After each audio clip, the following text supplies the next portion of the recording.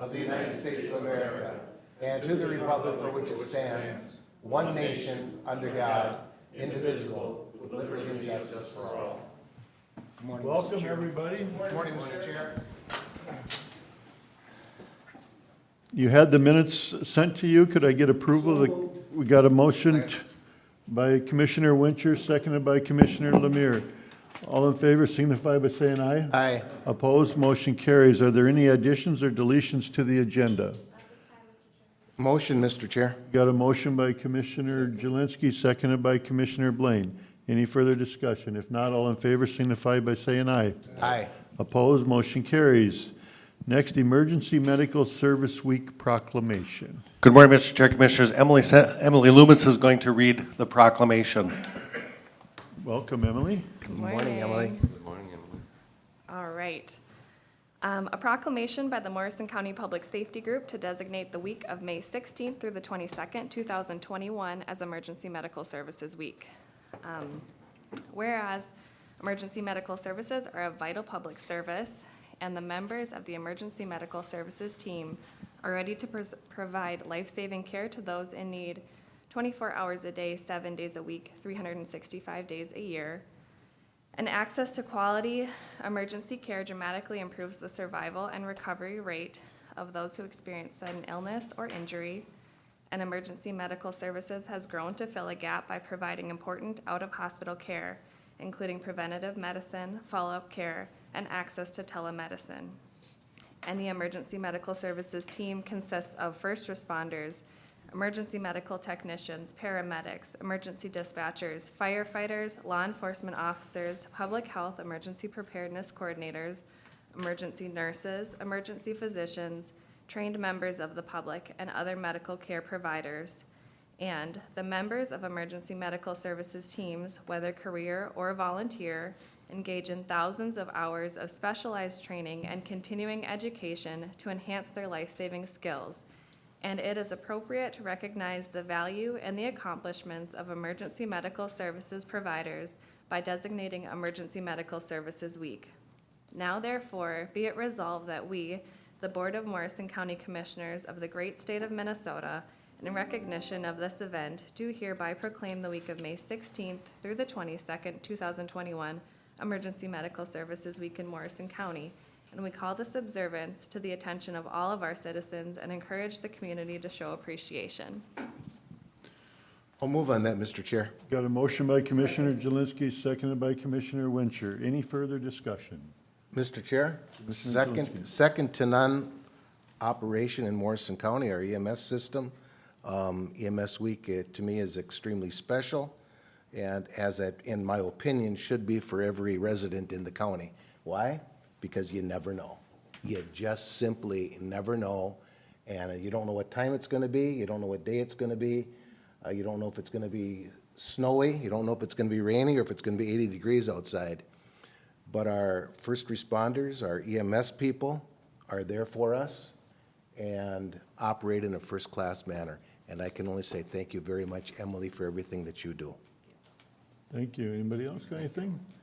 If not, we have a motion and a second. All in favor signify by saying aye. Aye. Opposed, motion carries. Thank you, all so Emily. I much. think Emily wants a picture. Of course she does. But I think we should mix it up a little, because the last 4 or 5 have been sitting here, so do you guys want to stand with Emily? How's that? Just, well,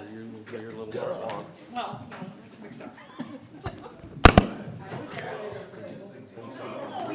Yeah, exactly. Deb, I want to know if you and Sarah talked about wrestling. She's very stylish, very good. Move Jeff's chair. They called each other off last night.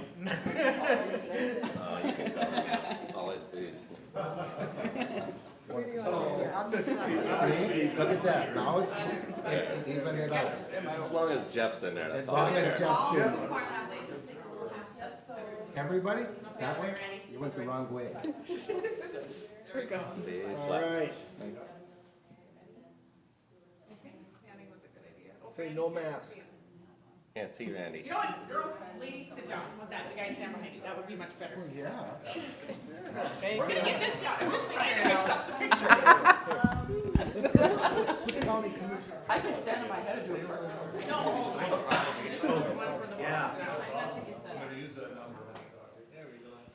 Here, just wait. You gotta hold the proclamation.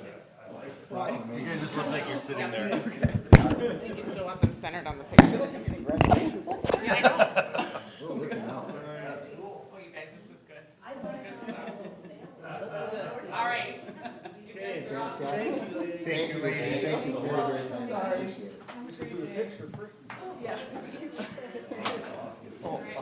Thank you.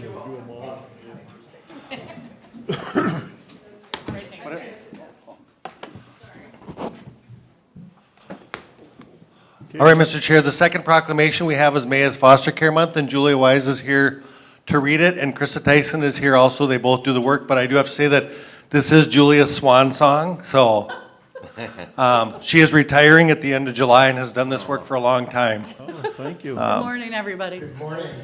This is for Foster Care Month, a proclamation for Foster Care Month for May of 2021.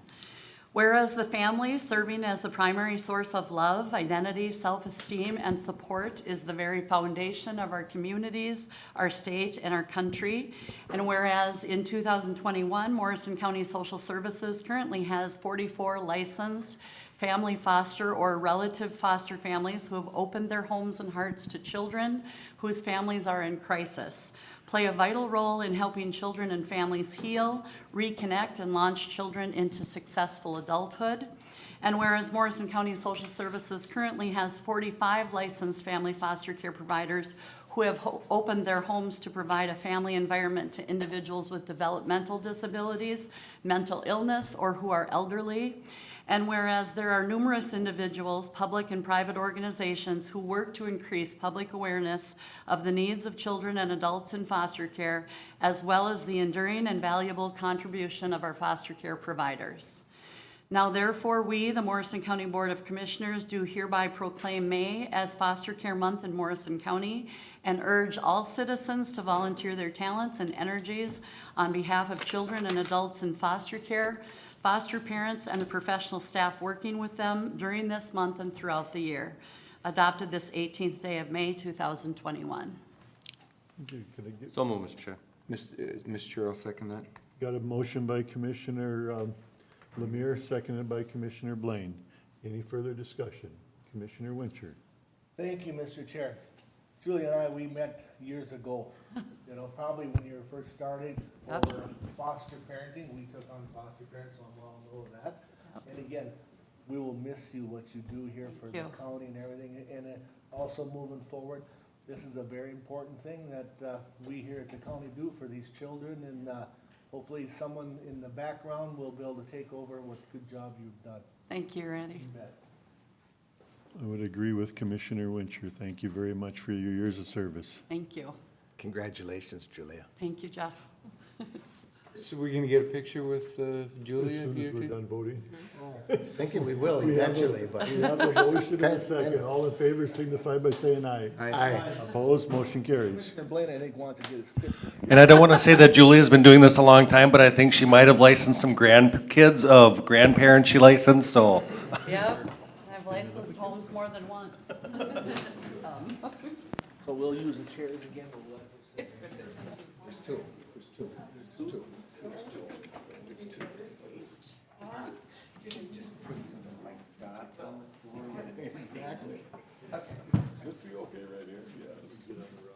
Please, get the chair. In the chair. And where's the proclamation? We need the proclamation. Oh, okay, it's right there. Oh, my gosh. We'll get it, we'll get it. Thanks for What do we do? That's perfect. He's somebody zooms in. Yeah, that'd be real cute.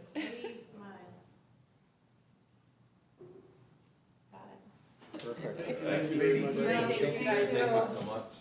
Thank you.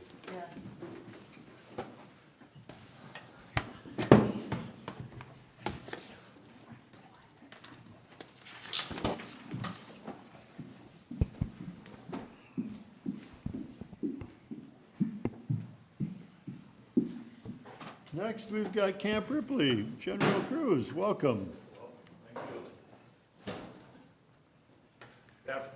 Good morning, Chair, Commissioners. Good morning, General. Thanks for having me. I won't demand a photo at the end of my briefing, so, Take an action shot. But, How's that? I would invite you out to Camp Ripley at any time, because we're photoing a lot of things there. It's my privilege, once again, probably one of my, I didn't realize it when I got to be the post commander. I did it a lot as a subaltern, but, what we do with our community outreach inside of our update in the spring is pretty cool. We may not think it's cool sometimes, but truly the chance to come and meet with all segments of Morrison County, Crow Wing, and Cass County Society and talk about what's happening at Camp Ripley is important to us. Be it the Piers Legion, who I was at last week, to, coffee clubs, to, in my role, meeting with commissioners in the 3 surrounding counties is pretty cool. And, I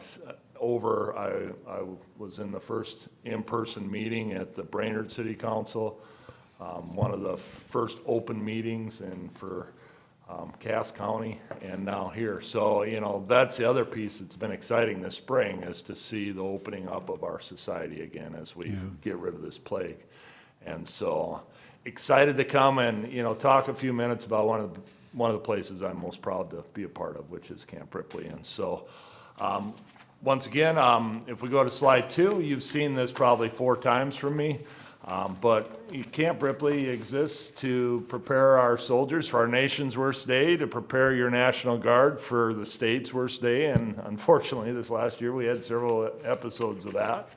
And then finally, be the best neighbor we can. And that's the heart of why I'm here today, is in part of that neighbor outreach. Next slide, please.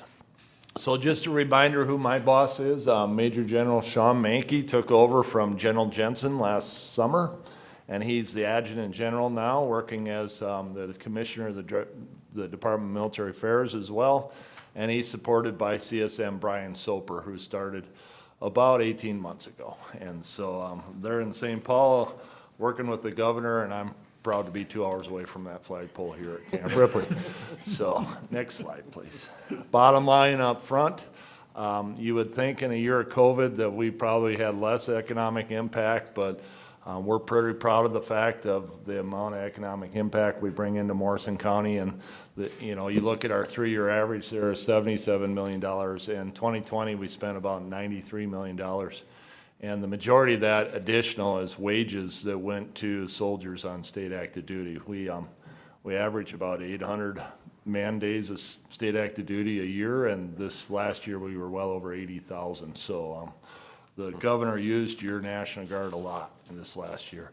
The other items stay fairly consistent. We continue to have about the same amount of construction rolling through. Eagle Construction, based here in Morrison County, is one of our primary construction firms and takes advantage of a lot of the construction work that we see done on the installation. Next slide. So in 2020, we hosted about 425,000 DOD man days. That's an increase over our average. It's about 375 to 400. But you can see our state and local partners decreased. They're normally about 65,000. Last year it was 35. Obviously, that's a COVID impact there. My environmental team, once again, won awards at the Army National Guard level as well as the DOD level. So pretty phenomenal performance for them, and we talk a lot about them throughout this brief, but they continue to be award-winning and set the stage. Last time I met with you, we were talking about the rail siding that we were going to construct last summer. We completed that siding along 371, and as I was telling Mike before the meeting, it greatly increased our capacity to move trains in and out. We not only the siding, but we repaired the rail, the short spur that goes north of Highway 115 there as well, and those 2 projects really helped us move trains in and out this winter as we were moving our brigade around. So we got half of our brigade deployed to Kuwait right now.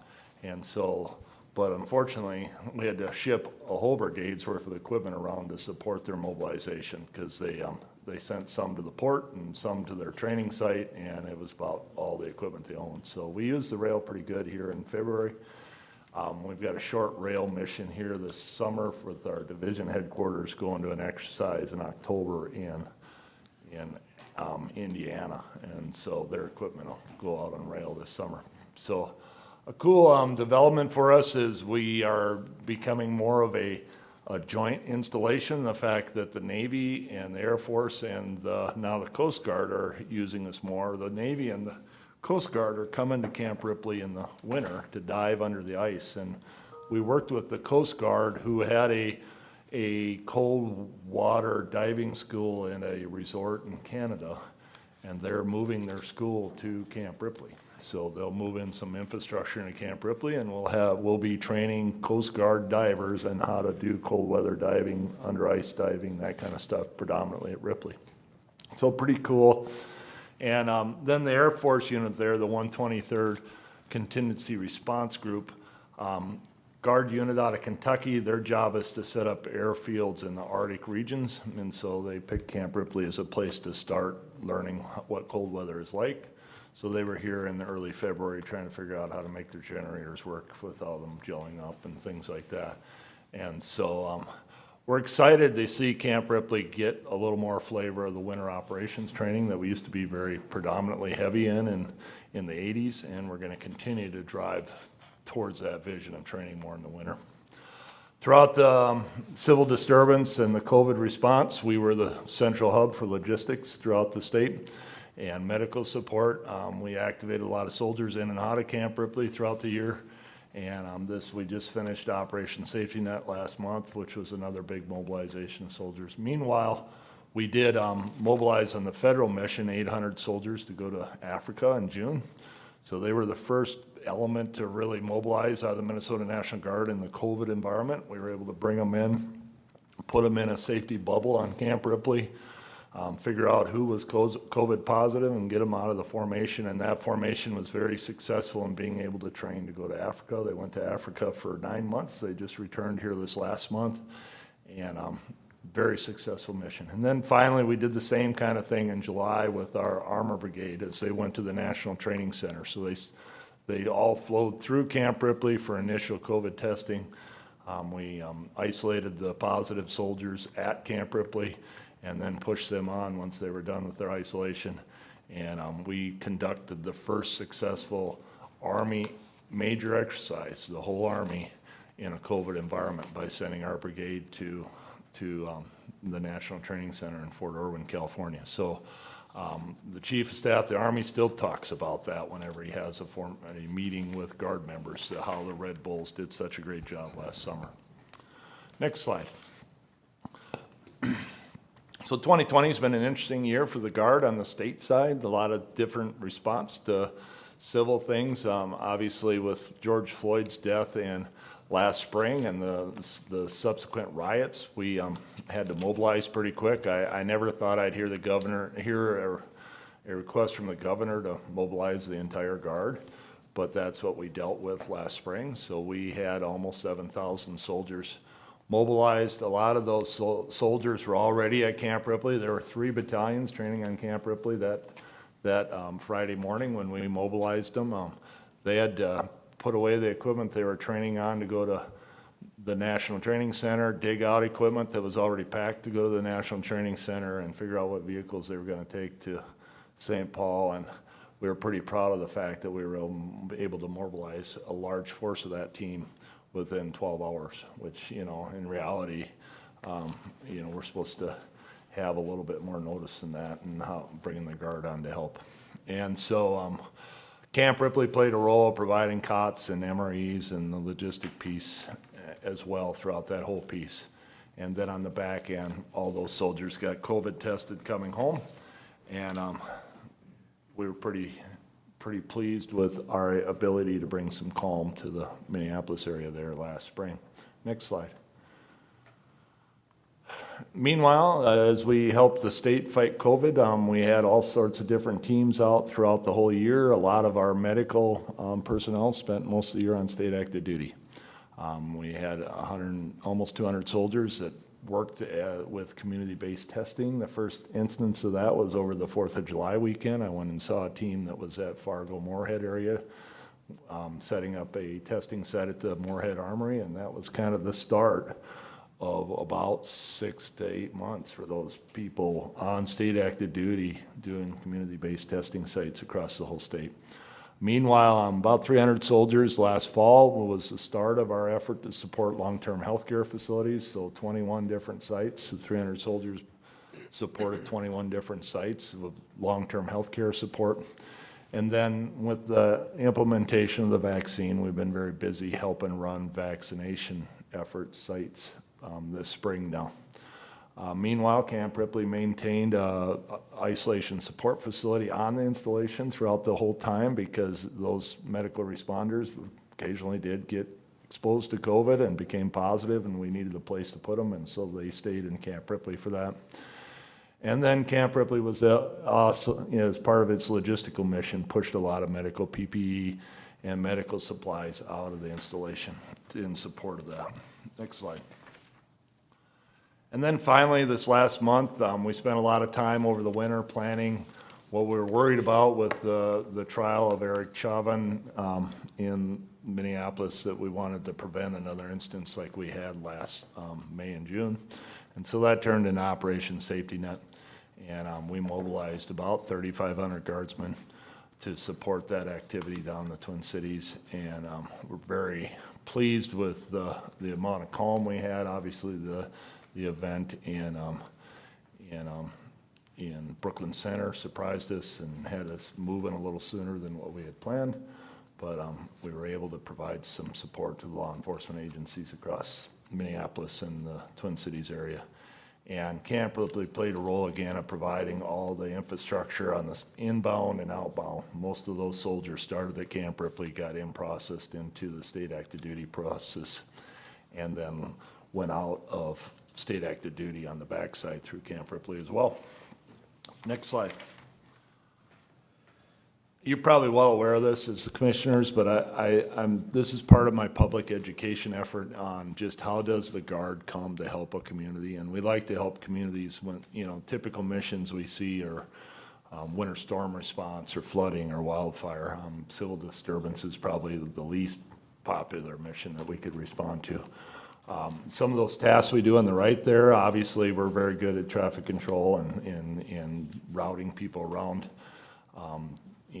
emergency sites and stuff like that, as well as search and rescue and all that. But all that starts with an event that causes your county to decide you need help. And that request then flows from your sheriff up to the Homeland Security Emergency Management Team at the state level. They prepare an executive order for the governor, and he signs that, and that turns into an activation of the Guard to come and help you, is the process. So next slide. Move into a little more Camp Ripley-centric information and the fact that, this is kind of some of the construction that we completed in 2020. We're pretty proud of our effort to continue to replace our tin huts with modern heated and cooled buildings, so what we're calling longhouses, squad bays. We finished a Sims building for some of our simulations. We completed the fire hall. That's the picture in the lower left there, so all our current fire department vehicles are stored inside of there, as well as admin space for our firefighters.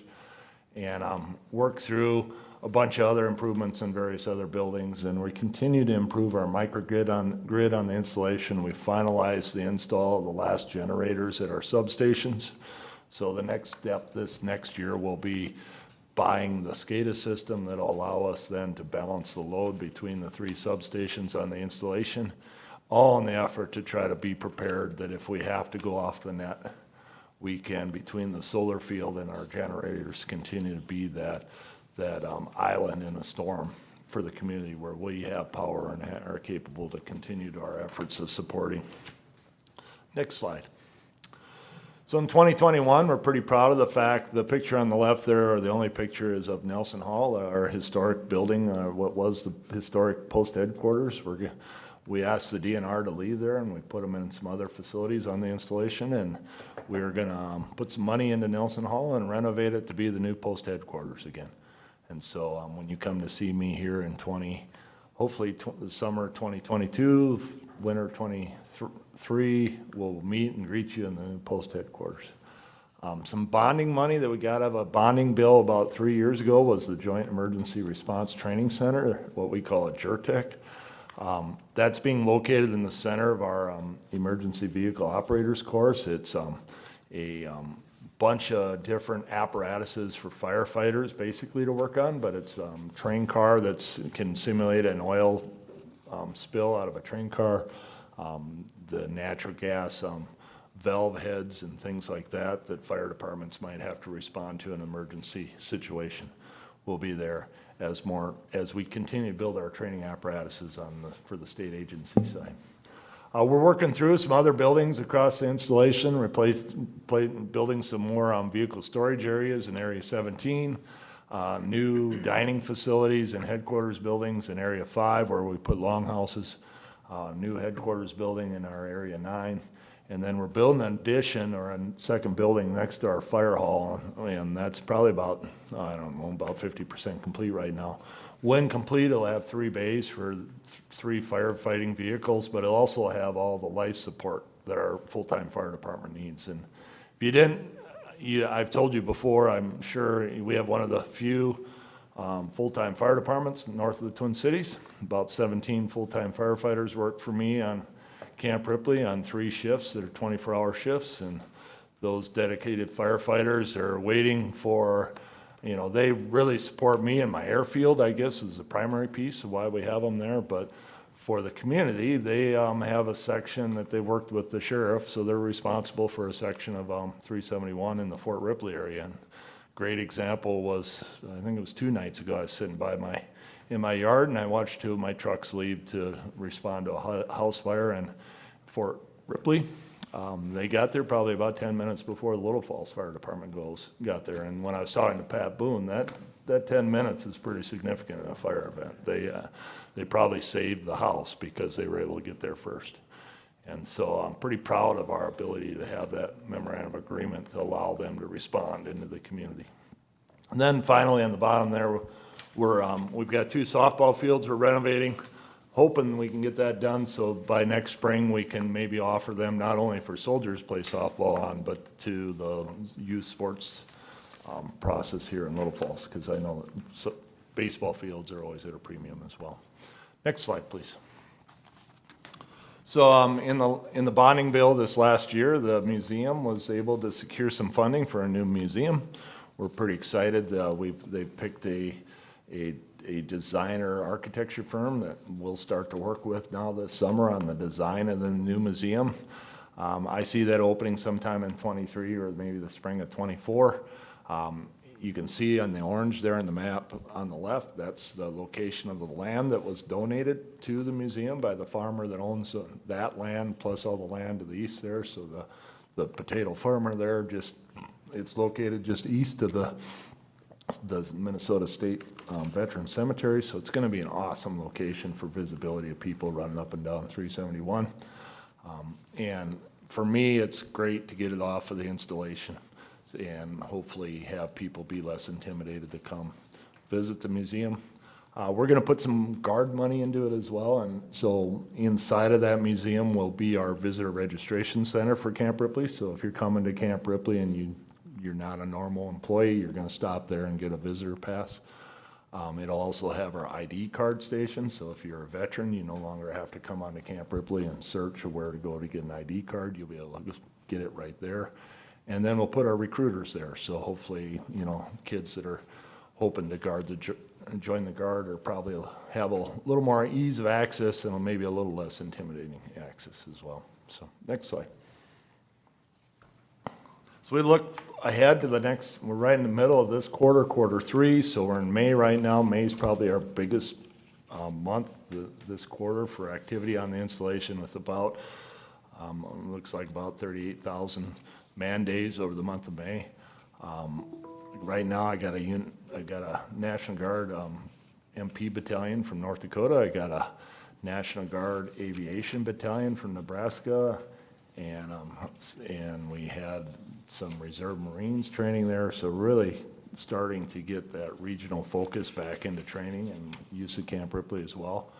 which is a good thing because with half of my brigade deployed to Kuwait this summer, it's a more quiet year for us as well. So, meanwhile, the State Patrol Academy's got a week left, so they graduate their first group of new patrolmen here on the 28th of May. They're doing 2 courses this year, so after the 4th of July, they'll start another new class on Camp Ripley, and we've moved them all consolidated with the DNR Academy, all in one building at the Emergency Management Training Center. And so now HSEM, State Patrol Academy, and DNR Academy are all in one building. And I think it's gonna lead to some great collaboration between those agencies as well. We had the best warrior competition here about 2 months ago.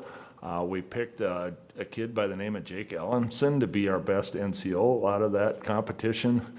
And he went and competed in our regional best warrior competition, all the 5 or 6 state region, and he won that competition. So he'll be going to compete at the national level here. The National Guard is the best warrior NCO. And the kid is amazing. He also competed in the biathlon this summer, or that we held the National Guard biathlon in February, and he was one of our biathletes and won the men's event there. So a pretty strapped little soldier. So next slide.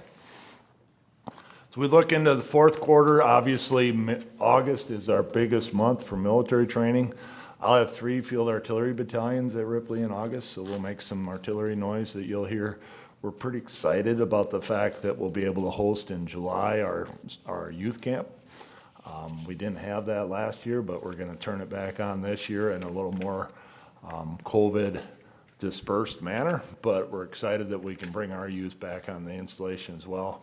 And then in September, you'll see that the civilian training in September is almost equal to the military. That's really tied to the fact that the snowplow drivers are coming back to Ripley in September to train for snowplow driving, which is a good thing for all of us. The bottom item there is we're hosting our open house at Camp Ripley the 2nd Sunday in September. And this year we are highlighting the contributions of our Native American veterans. And so we're working with the Mille Lacs tribe of the Ojibwe as well as Leech Lake to try to identify some veterans that will come and join us on the stage so we can highlight their service for our program as part of our open house. Next slide, please. So you've seen this before. We have some permanent party of state agency partners on the installation. The DNR, the State Patrol, HSCM, and MnDOT all have permanent party. The beauty of it is we've kind of located them all right in the HSCM, the Emergency Management Training Building. It's really become a state agency training building. It's really working out well. Next slide. Talked about it a little bit. Our open house is one of our big community outreach events here coming up in September, but we're starting to do tours again on the installation. Spent a lot of time doing some tours here this last month, so that's kind of exciting. We've got our own version of Earth Day coming up here, as well as the Camp Ripley Safety Day is tomorrow. We're pretty proud of our effort inside of Morrison County's Christmas gift tag effort. I think Camp Ripley filled about 120 gift tags this year in that program. So you think that everybody spent at least about $30 on a gift tag. That's a pretty good sponsorship there. As well as we pushed almost 1,500 pounds of food to the Morrison County food shelf as part of our food drive. Our veteran hunting and fishing events are pretty well used again. We just hosted the DAV, Disabled Veteran Turkey Hunt, and I think we had 35 hunters and they killed 19 turkeys over a couple days there. So that was pretty good success for that. And in June here, we'll do our Trolling for the Troops event where we'll pair veterans and currently serving members and some professional fishermen fishing on the river and at Mille Lacs. Next slide. Pretty familiar slide for you on our environmental programs, but we just change the year on the award every year because they truly win an award every year at the national level, so we're pretty proud of them. And it's not that they're the only environmental program at the national level. Every installation in the DoD has got the same environmental staff, but my staff is just premier, and it really highlights, I think, their ability to look forward and understand, what they can do environmentally to help the installation get ahead of environmental problems before we see them. We've completed the cultural resource inventory on the whole installation, which is one of the things they're really recognized for. So across the whole 53,000 acres, we have an understanding of where there are culturally sensitive areas, and we can avoid them before they become problems, or we can, tailor our master planning so we don't have cultural problems as we build ranges and things like that downrange, as well as everything they do with the flora and the animals. Next slide. And just a reminder, with all that great environmental work, I've got a lot of people coming to make sure we're keeping the environmental clean on the installation. This is really just a list of all the different compliancy agencies that come and regulate Camp Ripley. I personally never really worry about any of the inspections because, my team wouldn't be winning awards at the national level if they weren't doing a good job. And so, pretty great performance every year as we look at those different inspection agencies. Next slide. We couldn't do that work with a lot of partnerships, so the Department of Natural Resources is a big partner in the management of wildlife on the installation, the Minnesota Board of Water and Soil Resources, as well as the Morrison County Board of Water and Soil Resources. Pretty important team members as we manage the ACUB program. We're starting to see new interns show up on the installation from Central Lakes College and Cloud State. They'll be there throughout the summer doing studies on the installation. I just saw a bunch of them getting an orientation tour yesterday on the installation. Nature Conservancy is another big player in how we manage ACUB as well. Next slide. So we're almost done with all our prescribed burns for the spring season. I know everything in yellow on the map is areas that we burn every year deliberately so that they don't become problems for us later with munitions that start fires. The stuff in red is stuff that we're burning as enhancement burns. We're trying to change the flora on a different area. The enhancement burns are basically what's left. We've burned off everything else. So we're pretty close to meeting that 15,000 acre target that we set every year for our prescribed burns. It's been a great spring for that activity, be twofold. We weren't as busy in April as a lot of different other Aprils with Operation Safety Net. And so our fire department and our teams that do the burning on the installation had a lot of latitude of where they could burn, whereas normally they have to work with units in training. Next slide. Finally, our ACUB program continues to be very successful. We were pretty happy about a chunk of land that we were able to work with Baxter to bring into the ACUB program here that, we avoided some pretty major development potential there up in the northeast corner of the installation.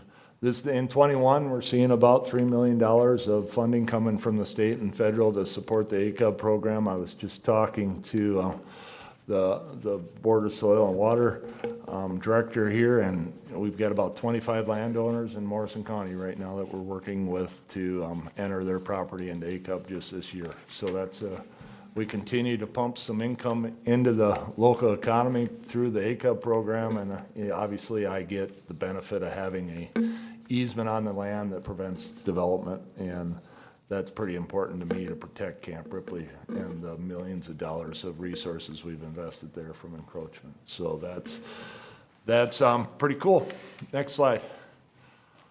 This is your public awareness slide. So if you see anything looks like this, if you were watching the news this morning in I think it was Nimrod, Minnesota, what looked to me like an 88 millimeter mortar came out of the dirt someplace and got hauled to the Nimrod bar to be looked at before they finally called EOD to share it with. So, that's why we do this slide. These munitions are in the dirt in Camp Ripley, and sometimes they come off. And so if your public finds something like that, please help us help them. Give us a call. We'll gladly come help take care of that and dispose of it properly. So finally, gentlemen, ladies, that's all I have for you today. Do you have any questions of me? Does anybody have any questions? No question, sir, but I gotta tell you, I'm proud to live in Morrison County and extremely proud of Camp Ripley. Your report that you gave us today, your firefighting operation that started almost from scratch to where it is today is unbelievable.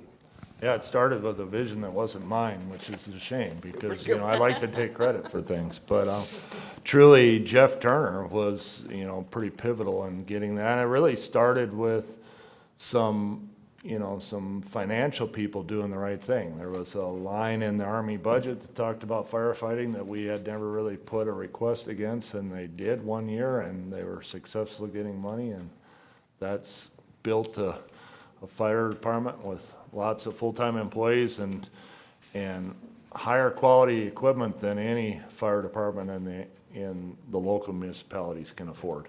So it's pretty cool that we have that at Ripley and have that capability. So, Just like to say thank you. yes, we're excited to be part of the community. Thank you for your time. Thank you very much. Okay, next we'll have Council of Aging. Lori? Welcome to you. Morning, Larry. Good morning. Thank you for having me again today. To give it a little update on the happenings. You know, I think like most agencies, 2020 has been quite the year for our agency as well as the providers that we award funding to. And you'll see from your handout that over this last year, the amount of funding that we've had to work with has gone up substantially with the Families First allocation and the CARES Act. And you'll see in here that in 2019, there was about $115,000 that was utilized for services for older adults in Morrison County. 2020, that went up to about $192,000. So about an $80,000 increase. The majority of that funding was for meals for older adults. And I don't have the 2021 listed here because we're still awaiting, well, we have our Federal Older Americans Act funding and we have awarded that out to our providers. We are still awaiting the Consolidated Appropriations Act that was passed in December. We have not yet received our allocation for that. And so with that, we anticipate on receiving $310,000 from that appropriation. All of that will be going to Catholic Charities, our board, and Commissioner Wilson serves on that, has made approval for that to go to Catholic Charities, and we have asked Catholic Charities to expand services for meals into the northern 5 counties of our region, so that includes Morrison County, and the American Recovery Act. You know, once again, that passed in March. We still have not received our allocation from that. Anticipate receiving about $2.85 million though through that. So we are in the process of doing an open competitive bid round to solicit new applications as well as expansion of services of our existing providers. So that's why you don't see the 2021 amounts on here. So when you look at the services that are listed there, our main providers are Lutheran Social Services, Horizon Health, the St. Cloud Senior Law Project, and we have now funded Catholic Charities to also provide meals into the north in addition to Lutheran Social Services. So with that, what we've asked Catholic Charities to do is to provide frozen meals in partnership with food shelves and NAP sites, Nutrition Assistance Programs for Seniors, which is a food commodity program for low-income older adults. And so in Morrison County, both at the Little Falls Senior Center and in Pierce at the Bible Church, on the food commodity days, they're there and they're distributing up to up to 30 meals, frozen meals per individual that they can take home for individuals 60-plus. So as an example, in the month of April, Lutheran Social Services, as their standard meal delivery here in Morrison, served 97 clients and 1,725 meals. Catholic Charities, in their two food commodity locations, served another 131 older adults from Morrison County and 3,125 meals in the month of April. So Catholic Charities just started that expansion in November of last year in Morrison County. So you'll start to see the meal numbers go up quite a bit in your 2021 report. But so meals, like I said, has been one of our primary areas that we've been focusing on since the start of COVID. And the congregate sites are not open right now. LSS will be starting to open up congregate sites starting in late summer, going into fall. By fall, they should all be back open. So right now, primarily what's happening is home-delivered meals and then food pickup locations. So, and that's what's been most widely used, where seniors are coming to locations in the community and picking up frozen meals and then taking them home with them.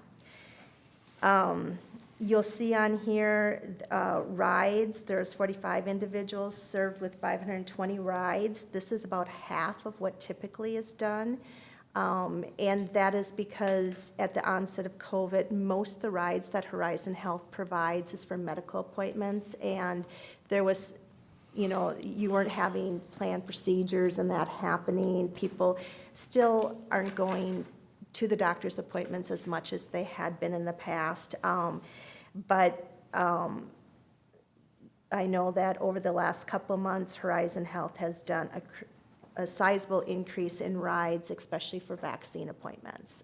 So they've been using volunteers and supplementing volunteers with staff. That's one of the things that we see across the board, really slow return of volunteerism.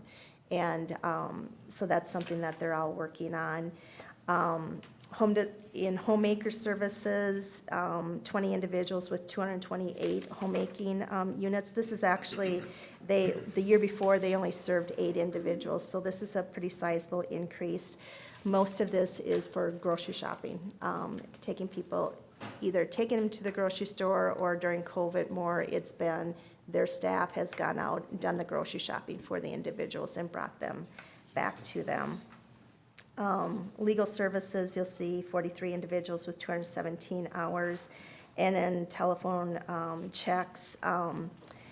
One of the things that we provided all our providers with additional funding over those last couple months was dollars to do telephone checks with all of their clients that were 60-plus to see if they've been able to register for the vaccine, if they need help figuring out how to do that, or if they needed rides to get to the vaccine. So that's one thing that they've all been working on, is trying to ensure that those that are interested in are able to get the vaccine, and if they're homebound, they've been working both with public health and the local healthcare providers on getting the homebound vaccines out as well.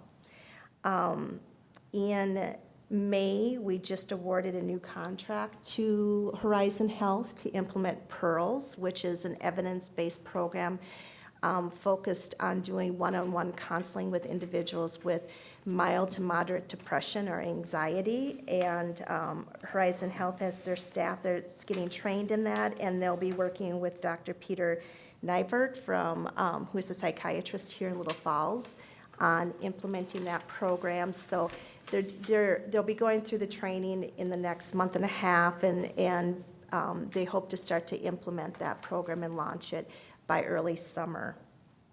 And then we're also working with Horizon Health on launching, we've purchased Teralta, which is a online program for family caregivers to train them on hands-on skills for providing personal cares. And that's something that we're seeing, both through senior linkage as well as through our providers. More and more families, especially now with COVID, they've been looking to keep their family members home longer versus moving them into an apartment or to an assisted living. And with that, there's been a gap in what their knowledge is on actually providing hands-on care. And so this online curriculum then will be, family caregivers will be able to access that at no charge. And that's something that they'll be connected then with Horizon Health in Morrison County area for their caregiver consultant to work with alongside those family members. So that is something that in this, that system's just been purchased here in May, and so we're finalizing the details on that, but we'll be working through the county vulnerable adult protection units too, to educate them if they have families that they've been working with that they're seeing are becoming very stressed, and trying to connect them with both the caregiver consultant and with this online training.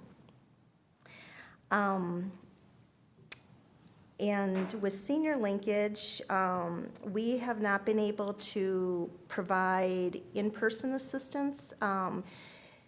So senior linkage is a program that we operate, and we have social workers and nurses on staff, and we typically do that both combination of over the telephone and in person. But it is a program of the Department of Health and Human Services, and we have not received approval yet from them to resume in-person assistance. We're hoping now that with the new changes in the executive order that we'll see some changes in that, because unfortunately we also have not been able to do using HIPAA, Zoom, or other modes of virtual connection with individuals as well. So we're hoping that we can start to resume some of those services. So at this point, right now, that work has all been done over the telephone, and it works. You know, it's been successful, but it's still not the same as when you're meeting somebody in person in their own homes, and you can see the situation and really, you know, really truly help them evaluate what's going on when it's a complex matter. So with that, are there any questions that you have? Anybody? Commissioner Wincher. Thank you, Mr. Chair. Lori, the home delivered meals, I mean, it shows that you did 300 individual meals, so that's probably about 60 meals in my math here, a little over that, per resident? Is that how that works, or how does that work? So for example, in April, we had 97 that was done by LSS and 131 individuals by Catholic Charities, and about 5,000 meals went out in April. And so what typically happens is if it's a home delivered meal to a homebound person, it depends on the individual. Some are getting a hot meal and then coupled with frozen meals.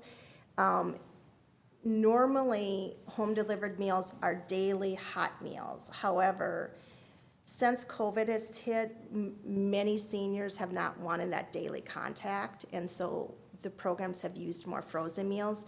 Now, at the pop-up sites that are happening, like, for example, with the food shelves and at the senior center, those are individuals can come once a month, and they can get up to 30 meals.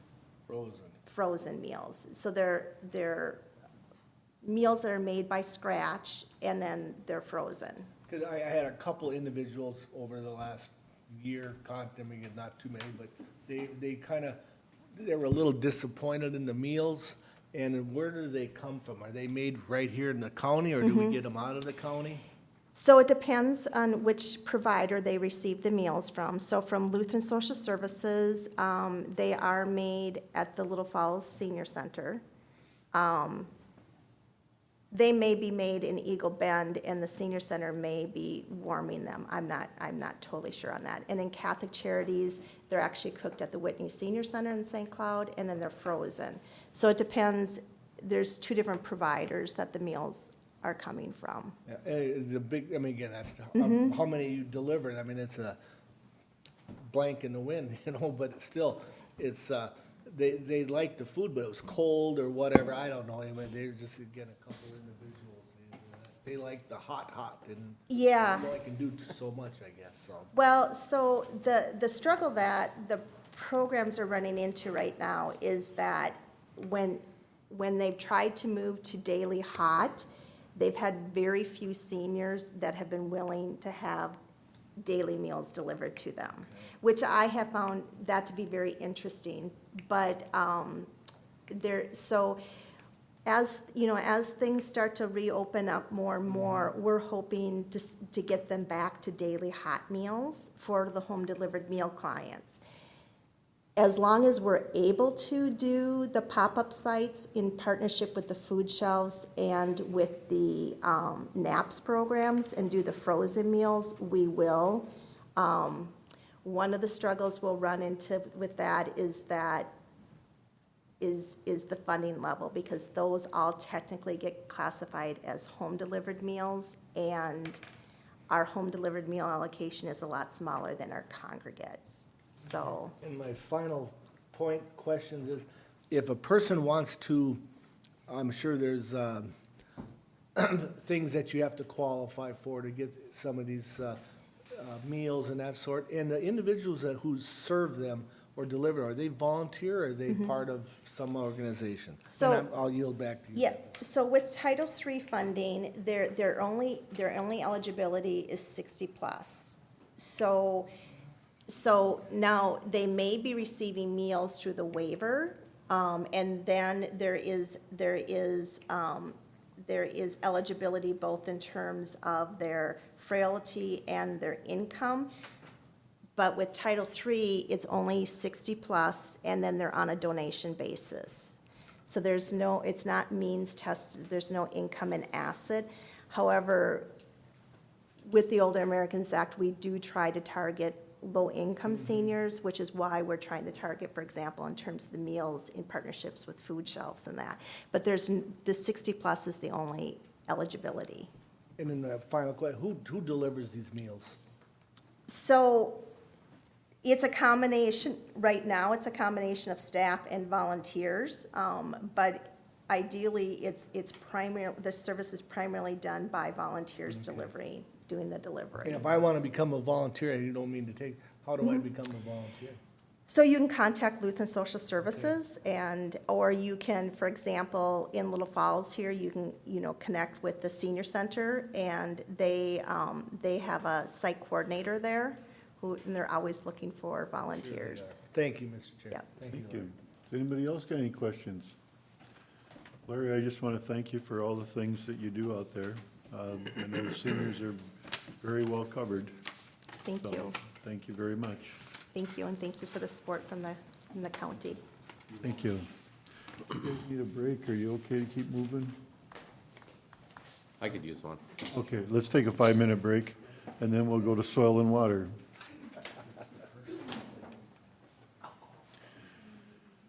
Hey, Do we know? Yeah. Right there.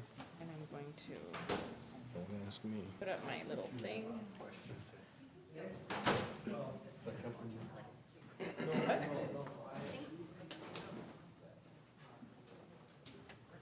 No, they're mini me. How are you? Good, how are you? I'm good. Make sure the slide works, make sure that this works, make sure that everything works, make sure we know what we're doing, what time, blah. Yes. Mini me. Yeah. No. Please.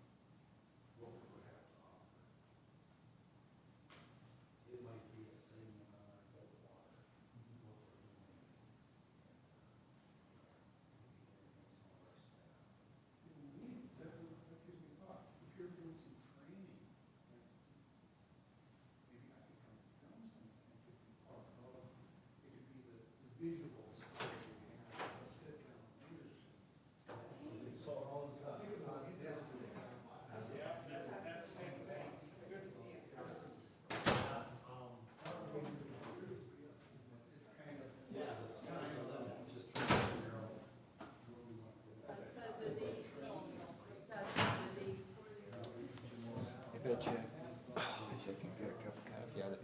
So, when they're talking about the delivered meals, is that Meals on Wheels? I was wondering if that Meals on And Wheels. it kind of went to frozen because of COVID stuff. Yeah, I was wondering if it still existed. Yeah, Meals on Wheels, yep.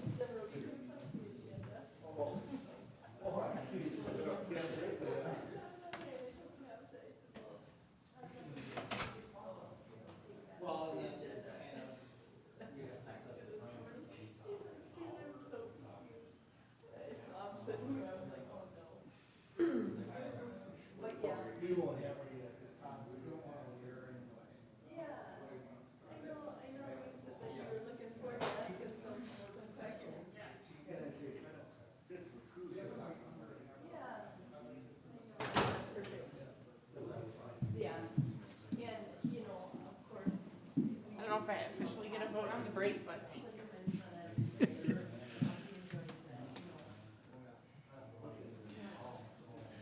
You can get up and leave anytime you need to.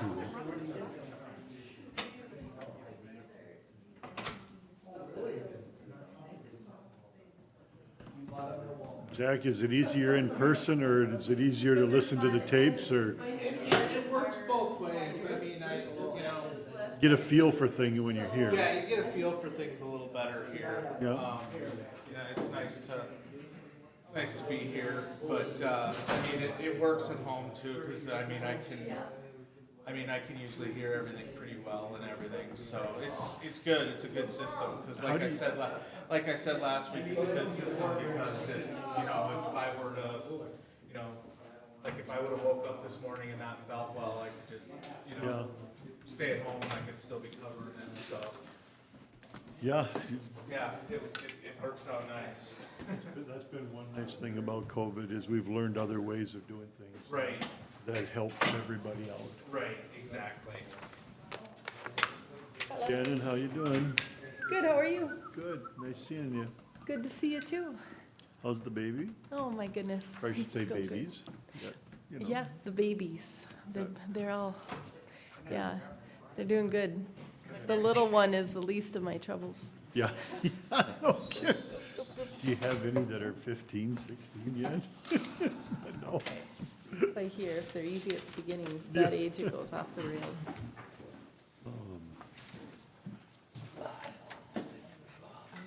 Thank you. Okay, we'll move on to soil and water. Shannon, welcome. Good morning, Shannon. Good morning, Shannon. Good morning, Mr. Chair. Thanks you guys for having me, and I was planning on being here with Todd Holman. He sends his regrets. His dad had a medical emergency yesterday. So I would really like, to wait for him to talk about some of the stuff that would have been really fitting for today, because we were gonna talk a little bit about ACUB, our easement programs. But we'll wait and we'll do that another day. So thanks. Almost bumped General Cruz off the agenda, so I don't want to do that. But I have a few other things that I would like to get your support on. I have 3 resolutions, and these are all related, again, to the same topic you've heard me drum on about the last few times I've been here, which is the One Watershed, One Plan. While you had your break, I did put a couple of handouts on your computer, but one of them is a map, which is more of a visual for what we're talking about, and hopefully can help you spatially see how these fit in with the county. The 3 resolutions that I have today to present have to do with the St. Cloud and Sartell watershed, and then the Mississippi Brainerd watershed. So the Mississippi Brainerd is the one in green, and the Mississippi Sartell is that brownish color. St. Cloud I don't have in color, I just have that it's 370 acres, which is a tiny little sliver of Morrill Township. But as these planning processes move forward, one of the pieces that we are required to do from the state is to define our planning boundaries. And historically, the Mississippi Sartell and St. Cloud were lumped together for watershed reasons, but for this planning phase, they are going to split them, which makes a lot more sense for me moving forward since we have such a little amount in the St. Cloud. But that group has asked if you would still consider supporting the planning process as it moves forward for the St. Cloud watershed. So the one resolution here that I have up first is the planning boundary establishment for the One Watershed, One Plan program for the Mississippi River Sartell and the Mississippi River St. Cloud. So again, historically, it's all one big watershed, but for planning purposes, the group has decided they would like to split it. And as a state requirement, we have to define the boundary. So this is defining that the boundary will be split. There will be two separate watersheds, and they'll move forward separately. Mr. Chair, I'll make a motion to approve for further discussion. Okay, I got a motion by Commissioner Lemire. Seconded by Commissioner Blaine. Any further discussion? If you say this is what we should do, I have faith in you, Shannon. And again, this is semantics at its finest, but it is a requirement, so, and it's really going to have no effect. Very good. Sounds like it makes sense to me, though, when we consider that one piece is just a real small piece, and this is a lot more to what we have to do. Yeah, and when you think about traveling, if these were combined, you know, you have that many more partners, that many more miles in between everyone getting together at a meeting site. Okay, thank you. We got a motion and a second. Any more discussion? If not, all in favor signify by saying aye. Aye. Opposed? Motion carries. Okay, so the next resolution then is to support that St. Cloud watershed planning process.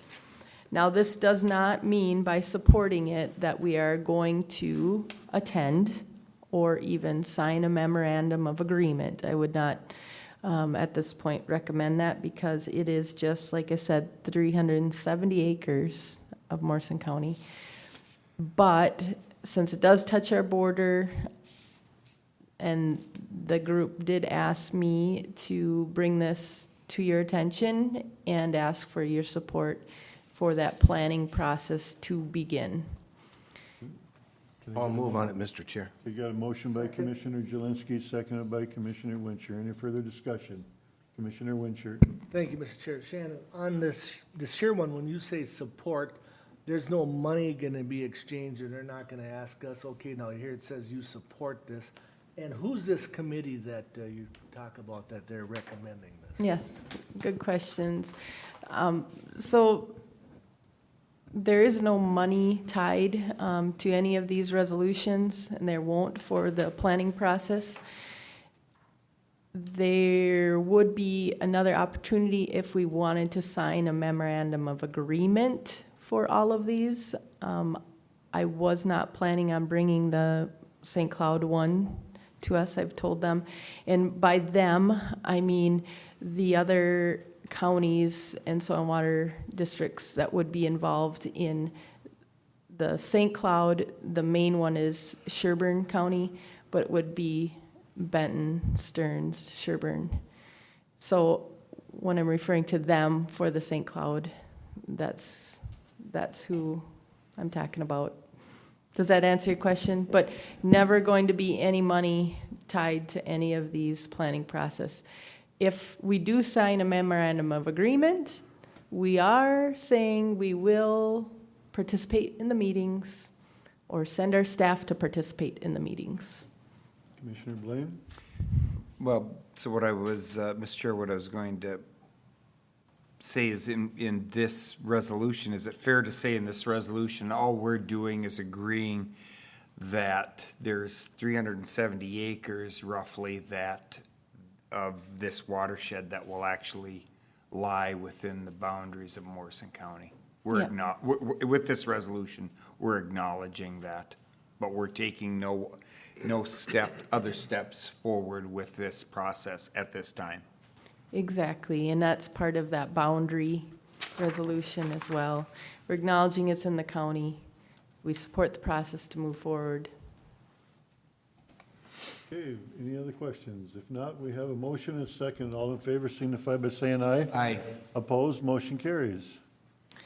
Okay, and the third and final resolution on this topic is the Mississippi Brainerd. So if you refer to your map again, it's the green watershed.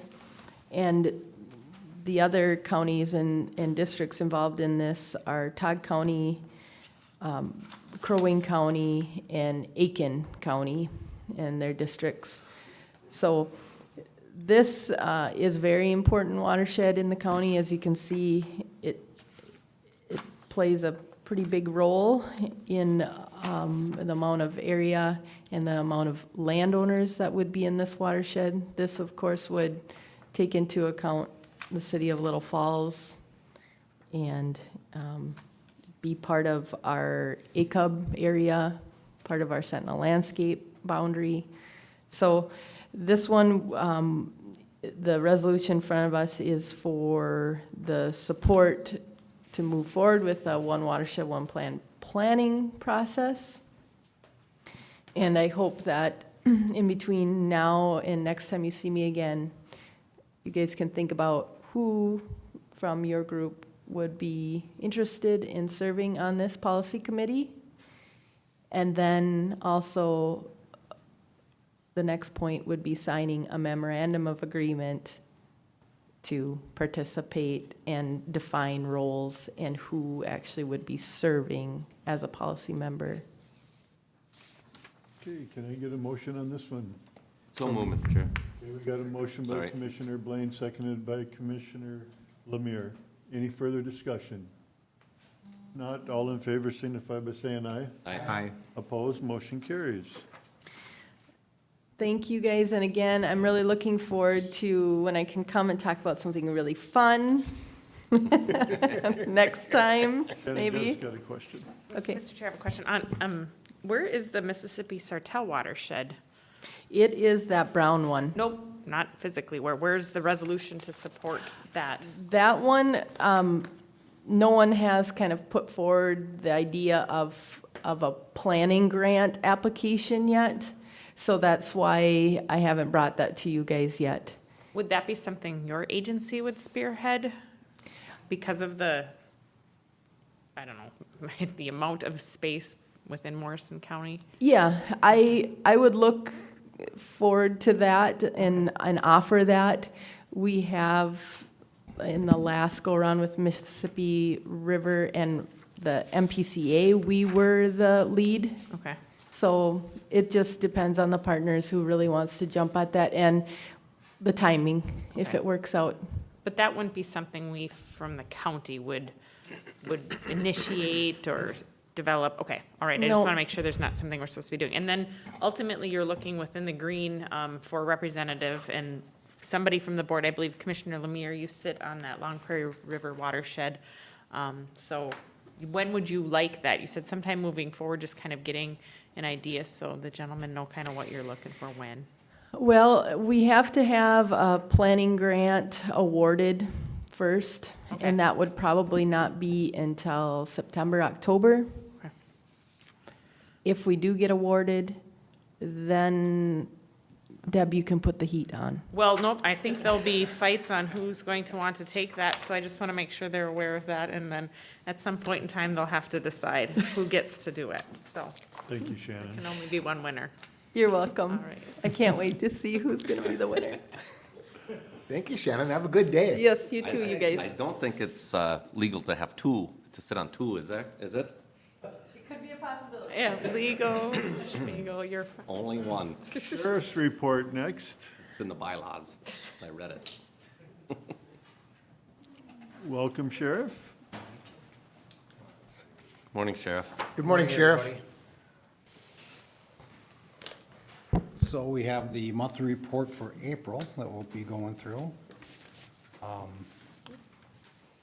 So as always, we kind of start with a few photos. So it's good to see that we're finally able to get back into our schools, even though schools are going to be winding down here shortly. But last month, we spent some time with the Piers Holy Trinity Living celebration, which was Eric Hennick and the chief police there does a good job with that program. And we just helped with the celebration, kind of their graduation from the program. It was the 5th and 6th grade class. We did multiple things to include play a little bit of basketball with the kids, kind of talked about making good choices. We did a canine demonstration. We did a taser demonstration. And then, of course, just answered a lot of questions and interact with the students. So, like I said, it was good to get back. We did a lot of that early on, and then COVID hit, and it kind of just pushed us to the side. So we're looking forward to more interaction, especially with our youth. Continuing on, we'll just kind of go down to training. Just one thing to highlight, we had 23 officers for mobile field force firearms training, and that's all the gear that we purchased early on. Basically, we had helmets, chest protectors, arm pads, thigh waist protection, shin guards, gas mask, utilizing all this equipment while we're training with our firearms, with our pistol slash long guns, rifles, and just getting familiar with the gear and getting familiar with our weapon systems, doing transition drills and getting used to our gas mask for an hour and a half in the sun. So it was, it's good equipment, but we got to be efficient with it, which means we have to train in it. Mr. Chair? Sheriff, if I can interrupt you for just a second. We talk about equipment, we talk about gas masks, et cetera, et cetera, et cetera, arm pads. Are we pretty well equipped today for each and every one of our deputies out there on the street to have that full-blown equipment, if you will? I don't know. So, yeah, to answer that question, Commissioner, now we are. We haven't been for the longest time, but because of the mobile field force equipment that we're able to purchase, yes, we are. I feel Okay, very good. confident in that. Excellent, thank you. Yep. So if we go to our criminal complaints, I'll just kind of highlight what we're seeing the most of. That 12 o'clock position, which is the blue pie, it says 7%. We saw 7 assaults. Moving to the maroon at the 3 o'clock position, that's our criminal sexual conduct. We saw 7 cases there. That 5 o'clock position, the blue pie shaped, that was damage to property. We had 7 damage to property complaints. The green, we had 7 litters. The purple, which would be the 9 o'clock position, at 24%, we actually saw 23 thefts. 6 of those were gas drive-offs. And then the 11 o'clock position, the light blue, we had 10 scams, which is pretty consistent every month that we're seeing. Moving forward to our traffic citations, you'll see in the month of April, we had a total of 247. 165 of those were verbal warnings, 33 were written warnings, and 27 for speed. So I did go back to April of 2020 just to see where we were at a year ago. We had 146 total traffic citations, so you can see we had 101 more self-initiated contacts this year, or last month of this year. Our 2-year comparison, again, we're seeing total complaints overall going up a little bit. Some of that has to do with our self-initiated activity. Some of it has to do with our gun permits and our permits to carry. I didn't get a breakdown this month, but I've done it previous months, but we're still showing consistency where we're selling a lot of, I shouldn't say selling, a lot of people are coming in for gun permits, a lot of people are coming in for permits to carry, and then, of course, our self-initiated activity. So everything's just driving that up. Sheriff, Mr. Chair, if I may, when you say gun permits, can somebody from a different county come and apply and get a gun permit, or they have to be? Normally, it's the county they live in. Okay. Yep. Moving on to our jail information, you'll see Morrison County, we averaged 25 inmates for the month of April. Itasca County, we averaged 2, so our total population average was 27. Ottawa County inmates, just to highlight, number of inmates held for other counties, again, was 2, but we did bring in $3,300. So that continues to be a struggle. Some months, there's availability for inmates from Ottawa County. For the most part, we're doing the best we can. The number was low last month, but we still brought in revenue, which is good, so we continue to strive on that. Just to highlight a couple things, our boat and water, we're gonna be more visible. We're out now. We started our boat and water, so we have 2 part-time intermittent deputies. We kind of coordinate and work with the DNR, try and figure out which lakes they're gonna be on, so we can hit different lakes throughout the county. As I mentioned, we have 2 people, so we have a couple boats, so sometimes both of them are working and they'll hit different lakes, specifically on holiday weekends, Memorial Weekend coming up, July 4th. And you'll see this trend will continue all the way through Labor Day weekend. So, had a lot of positive feedback last year. I know Chaminade, some other lakes, there was a lot of concern. So just the presence, being visible is good. Mainly on the weekends, but we do have some runoff on Mondays too, and sometimes Thursdays, depending on what's going on in the county or going on in the area. And then I'll just kind of highlight some of our drug stuff. April was a busy month. The city of Little Falls had some drug overdoses. There was a couple people that were deceased because of the drug overdoses.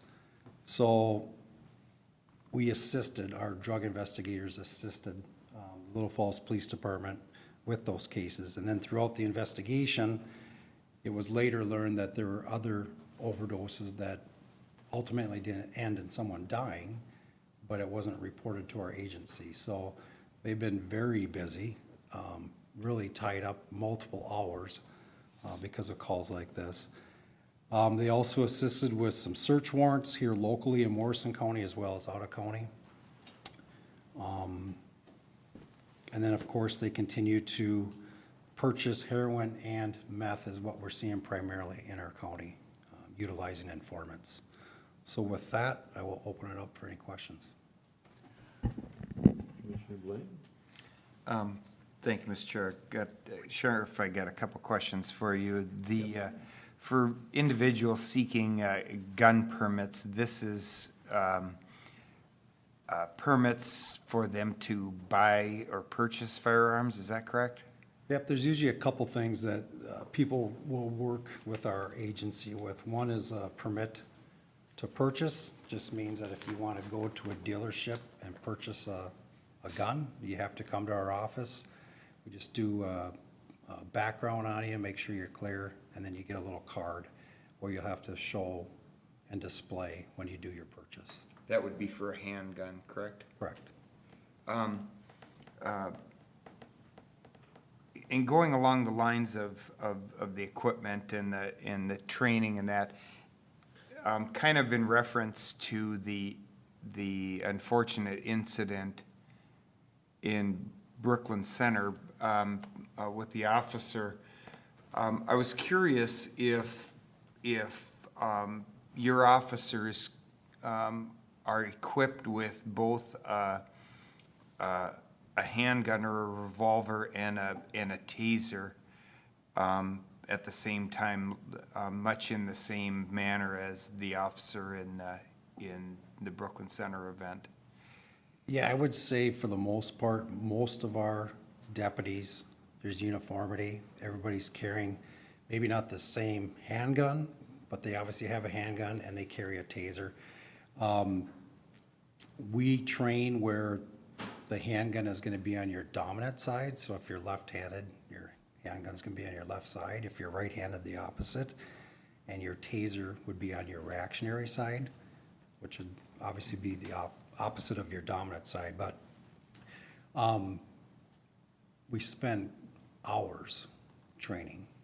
I mean, countless hours. And that was part of the training we did too with the mobile field force, doing a lot of transitions, basically weapon familiarity, where you're able to stay focused, but yet you don't have to sit and look every single time you draw and holster. It should be pretty much automatic, which comes through hours of training. Okay. The only other question I had for you with the Memorial Day upcoming here, I'm assuming then it's probably all hands on deck if you're with the, you'll have staff out at the proverbial Mud Fest and plus the efforts of public safety in the rest of the county? Yes, Commissioner, it's always a busy weekend. We always have a lot of things going on, but for the most part, we've been able to handle the situation with an extra deputy or two who are put on just because of the holiday itself.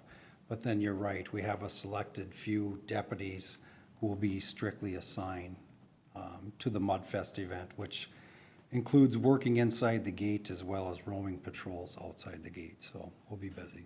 Super. Thank you, Sheriff. Anybody have any other questions? Otherwise, thank you, Sheriff. Thank you. Sheriff, have a great day. Keep smiling. You guys too. You too, Deb. Thank you, John. We'll have social service.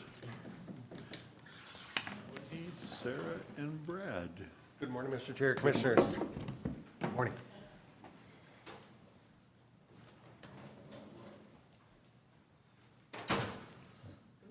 Good morning. Morning, Melanie. I wouldn't have laughed for long. Oh, for long. You might have had to go, you might have had to leave the meeting for a couple hours.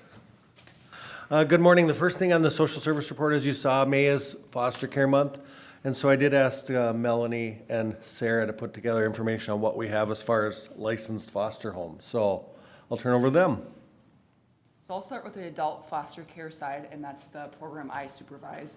So adult foster care is contracted through Sourcewell for that regional licensing. So Morrison, Crow Wing, Douglas, Otter Tail, Todd, and Wadena all contract with Sourcewell for that.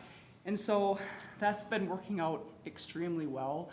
It's more streamlined because we have one person providing those services in all those counties, and that's dedicated to just that service. It's cost effective. We can reallocate resources, increase efficiencies. You know, it's increased our compliance. We had our Rule 13 audit the end of October, and we saw the difference with that, with having Sourcewell. And it's just provider friendly. It's somebody that all those counties can reach out to and have one person handle, or two as of now.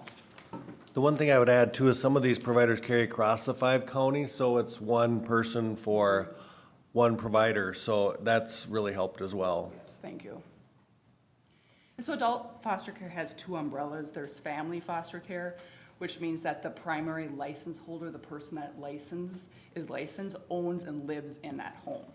And then there's corporate, where that primary license holder does not reside in the home, and that home is operated by a corporation, where shift staff kind of come in and out of that home and provide that service. So in Morrison County, we have 25 of those corporate homes and 20 of those family homes, for a total of 45 homes, as you heard in that proclamation earlier. And so I just wanted to show just a brief of, you know, what that's looked like from 2017 to now in the month of May. And so you can see our homes have increased over the last few years, as so have our clients, so that makes sense. And Melanie. All right. Child foster care continues to be managed within the agency, and we do not contract that out. We've discussed it, like adult foster care have decided to keep it within the agency because of the child protection placements and adoption and just the unique work of that. The most unique and changing part from like 10 years ago, I would say, is the increase in relative foster care. So as we've discussed over the years, looking for relatives to provide for foster care has become a central part of the Minnesota statute and rule. And we know that kids do better when they can be with family, and often those homes end up being a permanency option, and it's just a lot more seamless, a lot more trauma-informed for the kid. It's just a lot easier transition to go live with aunt or grandma and grandpa than into another foster home. So that has been kind of just an increasing factor in the number of homes and the work that we do as child foster care licensing. And we have our traditional foster care homes. Again, that is where the family lives there, and they may have children, may or may not have children in the home, and they provide foster care services for the kids in need in both children's mental health and child protection. And then we have waiver foster care, which has been, and as you'll see in my mental health report, we're using more and more waiver services. So waiver foster home means that the license holder has 2 licenses. They have the child foster care residence license, and then they have the 245D service component license through DHS. And we have 3 family homes right now that have been providing waiver foster care, and then 1 corporate home that has been providing waiver foster care for kids.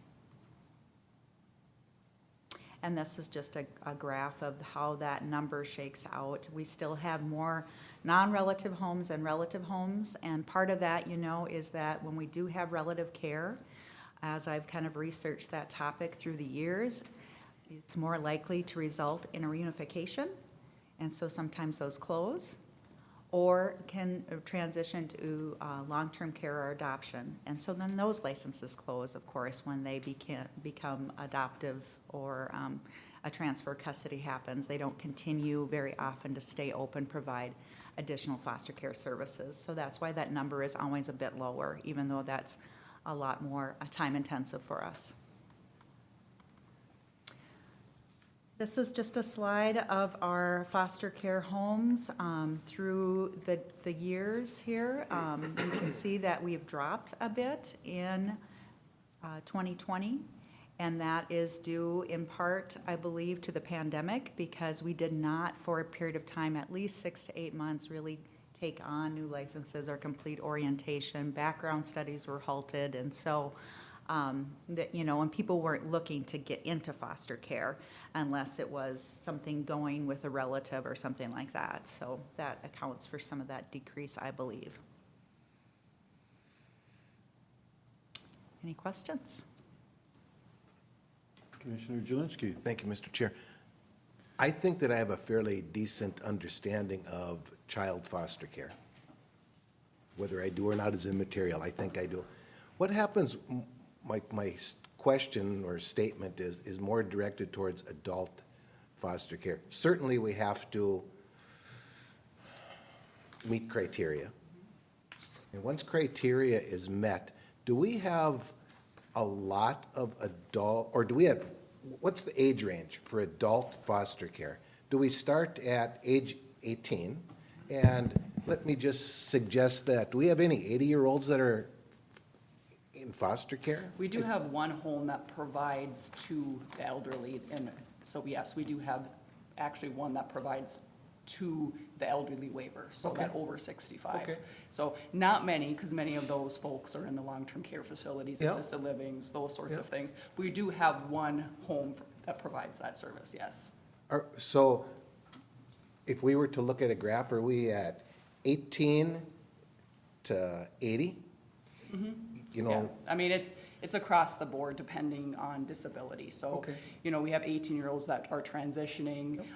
We have, 30-some-year-olds with developmental disability or mental health. I mean, it's just across the board. Wonderful. Thank you. Yeah. Thank For you. example, if I can just, Yep. we had a child that was in child foster care, started in child protection, went into a long-term placement, and now she will reside there because she's an adult now, probably, that's her family. Okay, okay. You know, it's very, I'd say person-centered. Once they are past 18, it becomes about what that adult's abilities are and what they want for their living situation. We have a few homes that are dually licensed that can do child and adult, and that comes in really nice for some of those kids that are transitioning like that. And so, and Kayla and Melanie and her unit, Kayla from Sourcewell, work really well together to try to make those things happen, so. Outstanding, thank you. Commissioner Blaine. So Melanie, if we went back to the slide with the, right there, with the number of foster homes, now we're at a level, lowest level we've had in 4 years. Do we have the ability to meet the needs for children that need foster placement? And how are we addressing that? Yeah, probably not. You know, it's always a scramble when we take kids into care. And a lot depends on the needs of the kids coming into care, where they reside in the school district. There's just a number of factors. So it always feels a little tense about trying to find a home. And I give credit. I mean, I have been we're on call as supervisors, and I've made those calls in the middle of the night to try to find a placement, and providers say yes. And I can't tell you how much I appreciate that. That's amazing. But when it comes to the long-term placements, it really is hard. And so our plan to address that is really just getting our foster care licensing out and back out there again. I'm going to be doing an article coming up in the Record. We have a number that are going through the orientation process. I give credit to our foster care licensors because they've now developed a method to do orientation since the pandemic using Microsoft Teams, so it's online. That has increased our ability to have people actually attend and complete training, because oftentimes we would set up an orientation and get to having the event, and then people would fall off and not attend. So I think that will turn around and boost that option for people actually being able to go through the process and learn about foster care. And then we do use private homes sometimes. And what I mean, like, that's Lutheran Social Services or Village Ranch, particularly when the kids have high needs or special needs.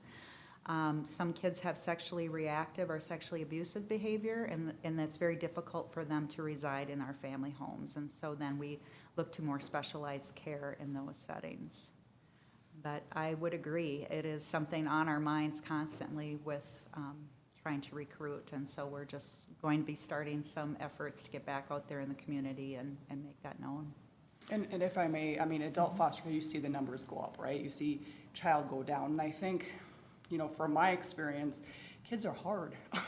And so you see a lot more people wanting to do that adult foster care, and it's not as many wanting to work with some of those kids, and not as many staff, and the turnover is higher. And so there are just some challenges that we're trying to deal with. There's different issues. Reunification is hard sometimes for child foster parents, and there is really not that issue in adult foster care, you know, but when you're returning vulnerable children that you've become attached to, that can weigh on people's minds, and that can be hard for them to do that work. And it also impacts their other kids in their home if they have other kids, and so that's a factor. So yeah, and then it's considered volunteer work. You know, it is volunteer work where adult foster care is a business, much like childcare. You give a lot of credit to those families that answer the phone at 2 a.m. when there's a need there, and you give credit to your staff for the work they do. We give credit to you for being there and showing leadership on this. This is a difficult human service issue for our county, and you play a tremendous role in that. So thank you. Thank you. Does anybody else have any other questions? All right, Thank you, Sarah. So Melanie is sticking around, as she said, we did put together a children's mental health report. May is Mental Health Month. Thanks, Sarah. And Thanks, Sarah. children's mental health is a critical service that we provide our families, and so Melanie's gonna share some of the statistics around that. All right. Thank you. Children's mental health case management is a voluntary service that we provide for youth that are ages we've had some toddlers even become eligible for children's mental health, and all the way up to age 21. We can provide case management services for them as long as they have the designation of serious emotional disturbance, and that has to be made by a mental health professional. And that means that they have difficulty functioning in their home, school, or community. So just one of those areas that they have additional areas of functioning that they need support in. We provide a lot of education and support and help coordinate services and educate persons on their symptoms and their coping skills. You know, our goal is to really help youth transition into enjoying as many of their regular youth activities as they can within their family and their school, and learning those social skills, and then also transitioning into productive citizens in our community that can hold employment and feel like they're contributing to their community and a sense of belonging. And there is really quite a range of severity in the youth that we serve. And many of our youth come from the child protection system and have had traumatic experiences or had traumatic experiences in their birth family. You know, a traumatic experience can be a range of things. So a lot of times those experiences and trauma impact youth. Our caseloads are on the next slide, and you can see that we dipped a bit into 2020, and I believe, again, that is primarily due to COVID. There was a period of time when COVID first started, we didn't have, we just had a big decrease in the amount of referrals that were coming from school-based mental health, which is probably our largest source of referrals. We still had families coming in through the hospital from emergency things, but school-based mental health referrals really went down at that time. I would imagine, we would be closer to the 170, 175 mark on a regular basis. So it's not that much different, but we did see a bit of a dip. The next slide just shows our range of services and how when we look at children's mental health services, we view it on a continuum. And, our community does have services for emotionally disturbed kids, and that is most often we think about individual therapy and school-based mental health. They can also get in-home counseling. They don't have to have an open case with us to get in-home counseling if they have certain insurance. And then oftentimes by being seen by those individual therapists or having an event happen, then sometimes they become eligible for case management. And we provide then, once they're into that serious emotional disturbance category, a number of services, including one of our most popular services is respite care, kind of help with crisis situations and finding supports and additional services for them.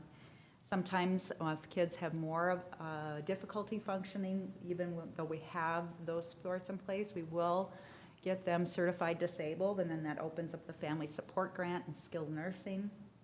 At times, they also need to explore waiver eligibility, and then also looking all the way into those more residential type placements.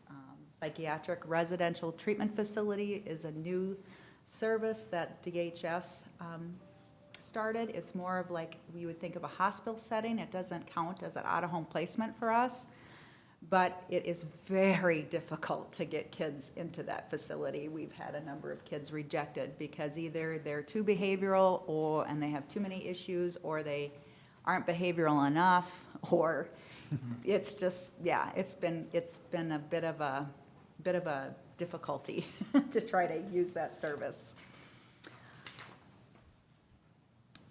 The next slide is about our CADI or waiver services. And so a CADI waiver is a type of service level that means that kids are at a really high risk for hospitalization. And so they are eligible for waiver services after they have a Min Choices assessment from Sarah's unit. And we have been really increasing that as a service and working cooperatively with Jeff Bowman and Sarah's unit, the waiver supervisor and Sarah Min Choices, to get more of our kids accessing those services, and you can see the growth in that. And we're not only is about placement, but a lot about community supports, additional community supports we've been able to put in to homes. People that can assist with the hands-on parenting in the home, or some specialized services too that we've also used. And so that has been something that has really helped us manage some of the more difficult needs that we've had with families and kids, because families need to work too. And families need to take care of their other kids sometimes. And so we'd like to be able to provide those support so that the kids can stay in their home, even though they have some difficult issues. The next slide talks about all of our mental health treatment settings, and that does include then state wards and those in the child welfare unit that are accessing mental health types of placements. And so you can see in this slide also the growth in our Caddy foster care homes, and unfortunately the growth in our residential treatment. And we have been experiencing much more of that. We have a screening process, and we try very hard to try all kinds of other things before we take those steps of placement. But there are times when kids, and we've seen more of that lately, when they are pretty actively have a lot of suicidal ideation, and we just cannot keep them safe in the home. And after sometimes multiple ER visits, we do look at residential treatment. We've had, unfortunately, a lot more of that happening recently, even coming into apply for services right from the hospital in the ER setting. And I think, again, that's got to do with COVID-related things about not accessing services and holding that off, and then all of a sudden you've got kind of an extreme situation. So we have been searching for other alternatives to residential treatment, which is part of why I wrote the SIBS grant that you guys so graciously supported at one of the last meetings, because we have to come up with some other alternatives other than sending kids out of the community. So we're continuing to work on that. The next slide again just shows the different settings for children's mental health, particularly voluntary intact families. So voluntary placement is something different that happens for kids with disabilities. You know, in child protection, we usually talk about placement. There's a court order and there's things that the parents need to correct. And the voluntary placement with a family that's together making the decision to place a child is a different process, and it can be a very difficult situation for families to decide to do that, and one we don't take lightly. So you can see that we're really using those Caddy foster homes as an option for that, because they're right here in the community. And they can get the intensive treatment provided by the waiver funds, families get a break, and then, but yet the child is living in the community and can go home frequently, be there for birthday parties and events and all of those things. And so it's the most community-like living situation possible for them. Mr. Chair, if I may interrupt. Melanie, in this graph, if an individual is a ward of the state, where would they be located? So our state wards then come through our child protection system, and so their parental rights are terminated, and they're not yet adopted. And so we have right now, we have several in residential treatment because we've had failed adoptions. They're older youth. We just talked about that yesterday. We have about 4 or 5 of them, well, it looks like 5 on this slide, but are having a hard time living in the community. So we've brought them back into foster care. And so the residential settings are usually Minneapolis, Duluth, and Moorhead, Fargo area are the ones that we've been using. So it's tough because they're so far away from us. They don't have family. We tried to open another Caddy foster home here last year with our moratorium. I couldn't get anybody interested in that. We're continuing to review that, but I'm hoping that, I will continue that, I guess, with those We kids. do- It's really so- hard. So we don't have, we don't have a facility in central Minnesota, though? There's not a facility in Brainerd or St. Cloud? The facility in Brainerd is a group home, and so they do not typically manage kids with those kinds of behaviors because they're pretty high behavioral needs, a lot of assaulting of others, you know. These are the most difficult to serve kids, and every county is challenged with finding places that will help and support them, because it's not good to move these kids from placement to placement. But really, that generally speaking, when they're that significantly challenging, it's hard to find a place close. And the way we manage it, and then why they're on my children's mental health chart, and Katie will also report on these kids in her adoption guardianship, is that we have 2 social workers attend to them. We have the state ward case manager and then a mental health case manager, both, because they honestly take that to manage those situations. They have no family. They have, and so we are. We are family. We are their family. Yeah. And, yeah, it's been a challenge. And then especially with COVID, oh my goodness, those poor kids. There were times where they wouldn't let us in to visit them face to face.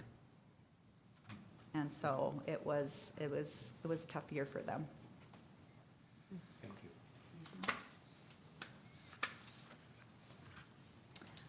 All right, the next slide, again, just illustrates the voluntary intact family placements that are increasing. Like I said, I am keeping an eye on that. I am realizing that we have a number of kids with very significant needs. And we'll talk about this on my later slides, but really a total lack of children's mental health services to meet some of those high needs kids in the community. So, again, that's why I did write the SIBS grant for our region. The next slide just kind of reflects on then what kind of expenses it is for the county when we have different types of cases. You know, we have a lot of cases that have moderate needs and don't require a lot of services that we purchase from the county, but we provide a lot of coordination of MA or insurance-based services and provide a lot of support as case managers for that. So in my mind, much of the work that we do in children's mental health has been very cost-effective. And we do have, like I said, some of these some kids with very high needs, though, where you see that demand on our county budget go up quite a bit.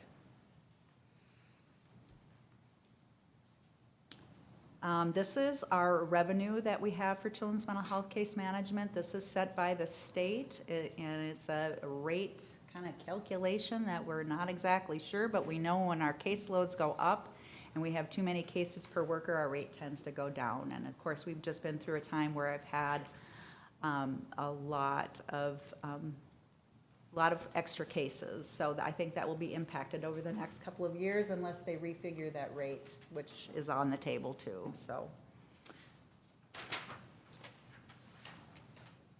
This is just a picture of the revenue. There's a couple things I'd like to point out on this chart is, you know, we've discussed that the demands on our service and the demands are great for some of our intensive need kids. I've also been finding places to add in some revenue, and that is from that CADI waiver services, but also the family support grant has been huge. We have, I don't know how many times, because I'm not that good at math, but, you know, we used to get a $13,000 grant for family support grant, and now we're up to $71,000. So we keep finding ways to help families purchase their own supports with that money that will support them. So that might be in respite care, that doesn't fall in the county's bill, or it might be weighted blankets, specific services with vision treatment or things that aren't covered. And so that's been a great asset, and the workers have done a great job of working with the families to identify those specific needs to help meet those needs. So that has been wonderful. So when that grant comes in, that is not used for case management supports, that is a complete turnaround. Like, we get the money to pay for the items that the family wants, and so it just kind of comes right through. But that has been an increased support that has been great. The benefits of children's mental health services, I'm just through the years, through my experience and what I've seen, and the earlier, the better we can get kids served, makes such a difference. And so I'm really glad that we are serving kids younger and in elementary age and even preschool, and because we see the greatest impact on our services when that happens.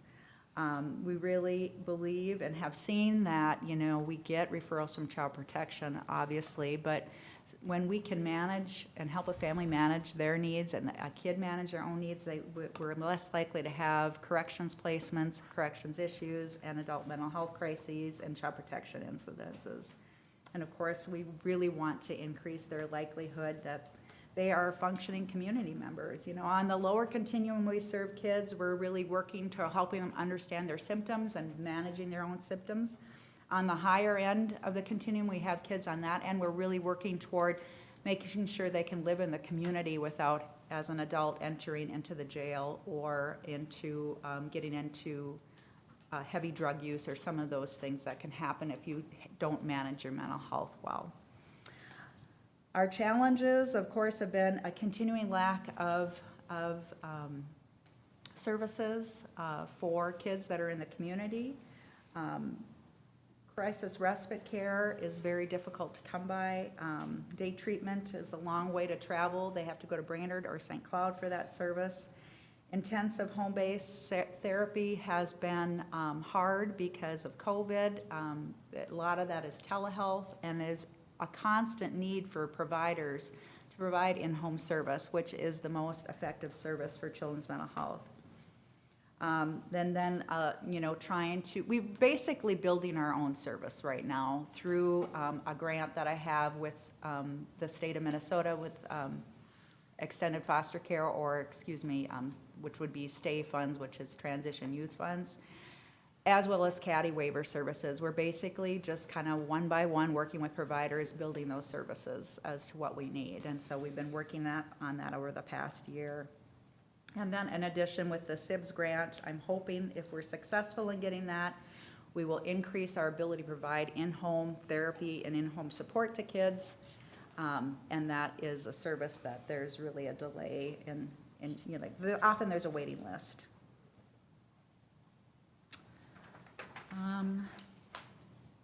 Our new initiatives, I've probably already talked a little bit about the SIBS, but we're really focused on person-centered planning service that is really engaging the child and the family into, this is your life. We want you to be empowered to make your decisions, really educating them, because we really believe that that prepares them to close their case with us eventually, hopefully, or be able to transition to adult services, and they're also person-centered. So it's about helping them understand, you know, what's happened to them with their trauma history and what they can do about it. Very empowering.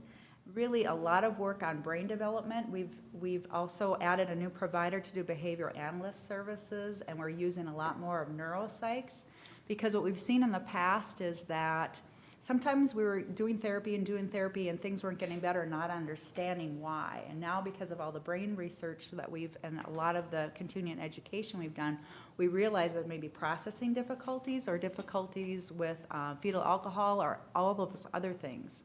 And so we're getting better at getting those assessments and then targeting the right service. So that's been a huge improvement, as well as really identifying connections, really working hard on that, because when kids are connected to others in the community and others in their family, they do so much better. And we just finished a year-long tracking of that with another grant that I had, and saw great improvement with kids being able to share their mental health struggles with, say, Uncle Jim, and so that Uncle Jim just didn't think he was a bad kid, but really informing Uncle Jim about their struggles. And then Uncle Jim understood and was taking them out fishing and had extra time with them and supported the family. We had great success with that. So we're gonna just continue that work. That doesn't cost anything, you know, that just is naturally what helps kids and families, so. Anybody got any questions for Melanie? You know, just one other comment. I know it's been a tough year on kids. It's been a tough year for schools. And so anticipating that this program continues to grow, given what we've experienced over the past year with the pandemic. Hopefully the summer's a little better, but we'll see. But we know in collaboration with the schools, it's been a tough year for schools and kids. And Yeah, I just should mention, if I may, Mr. Chair, our workers were doing the home visits. They continued doing home visits during the pandemic. If the families were okay with it, some families didn't want that, and that was key. You know, they were the ones that were showing up. They were doing it safely, but that interaction was important, and I really credit the workers for continuing to make that a goal and something that they focused on completing. Thank you. Deb has a Yeah, question? Mr. Chair, I was gonna kind of point that out, how we approached that, how Melanie and her team approached COVID and how we operated was fantastic. I can't commend them enough for that response and that willingness to step up and the work that they've done, because this stuff matters and it's a big deal, and we're lucky to have that group that's dedicated and you leading that, so thank you for that. Katie, too. Thank you very much. Thanks, Mel. Thank you. All right, I'll move on to the public health report if, and Cindy is here to talk about elderly case management. It is the report meeting. Yes, it is. It's definitely a report meeting. Commissioners. Morning, Cindy. And of course, this is an important, critical program to try to help older folks remain in their homes or as independent as possible. So the elderly case management program is run within public health by 6 case managers and 1 MinChoices assessor. So there's 2 programs that benefit the folks that are 65 or older. One is alternative care and one is elderly waiver. Alternative care is intended for people who aren't yet MA eligible, but certainly at risk because of their needs. So it covers most of the same programs, but not entirely. Alternative care can be anywhere from free to up to a 30% cost. So it's based on their financial need, with the goal being if we intervene sooner that we can prevent nursing home placement. Elderly waiver, they need to be eligible for MA, so they have to be at that 3,000 or less in assets. So that's the big difference between those programs. It covers in-home and community-based services as well as assisted living. So assisted living is the one thing that's not covered under alternative care because it's a very costly service. Again, the goal is to prevent nursing home placement and maintain safety. Elderly waiver is fully funded by the federal government and administered through the state and the DHS programs. The caveat for both of these 2 programs is that they have to be determined by an assessment to be at risk for nursing home placement, which most of the time isn't difficult to achieve. Someone has to be pretty high functioning before they don't meet that criteria. Next slide. So services that a case manager and the case aide do are billable to DHS. That assessment that's done initially is reimbursed through the Random Moment program, so we do fairly well on that one. Once they're entered into a program, whether it's alternative care or elderly waiver, then all of the work that's done is billable in the 15-minute increments. So a lot of the work that's done by the case managers is referral to community providers and following up on the satisfaction and are the needs being met. So if someone's on one of these programs, they have to have at minimum a 1 annual assessment. But we certainly are in touch with them much more than that via the phone. We collaborate with a lot of our local providers, and we saw throughout the pandemic a very kind of a up and down with the providers. At first, everyone kind of went into panic mode, and some of them pulled back and said they weren't going to provide any services. And then when everyone realized this was going to be a long haul, they gradually adapted how they could provide services.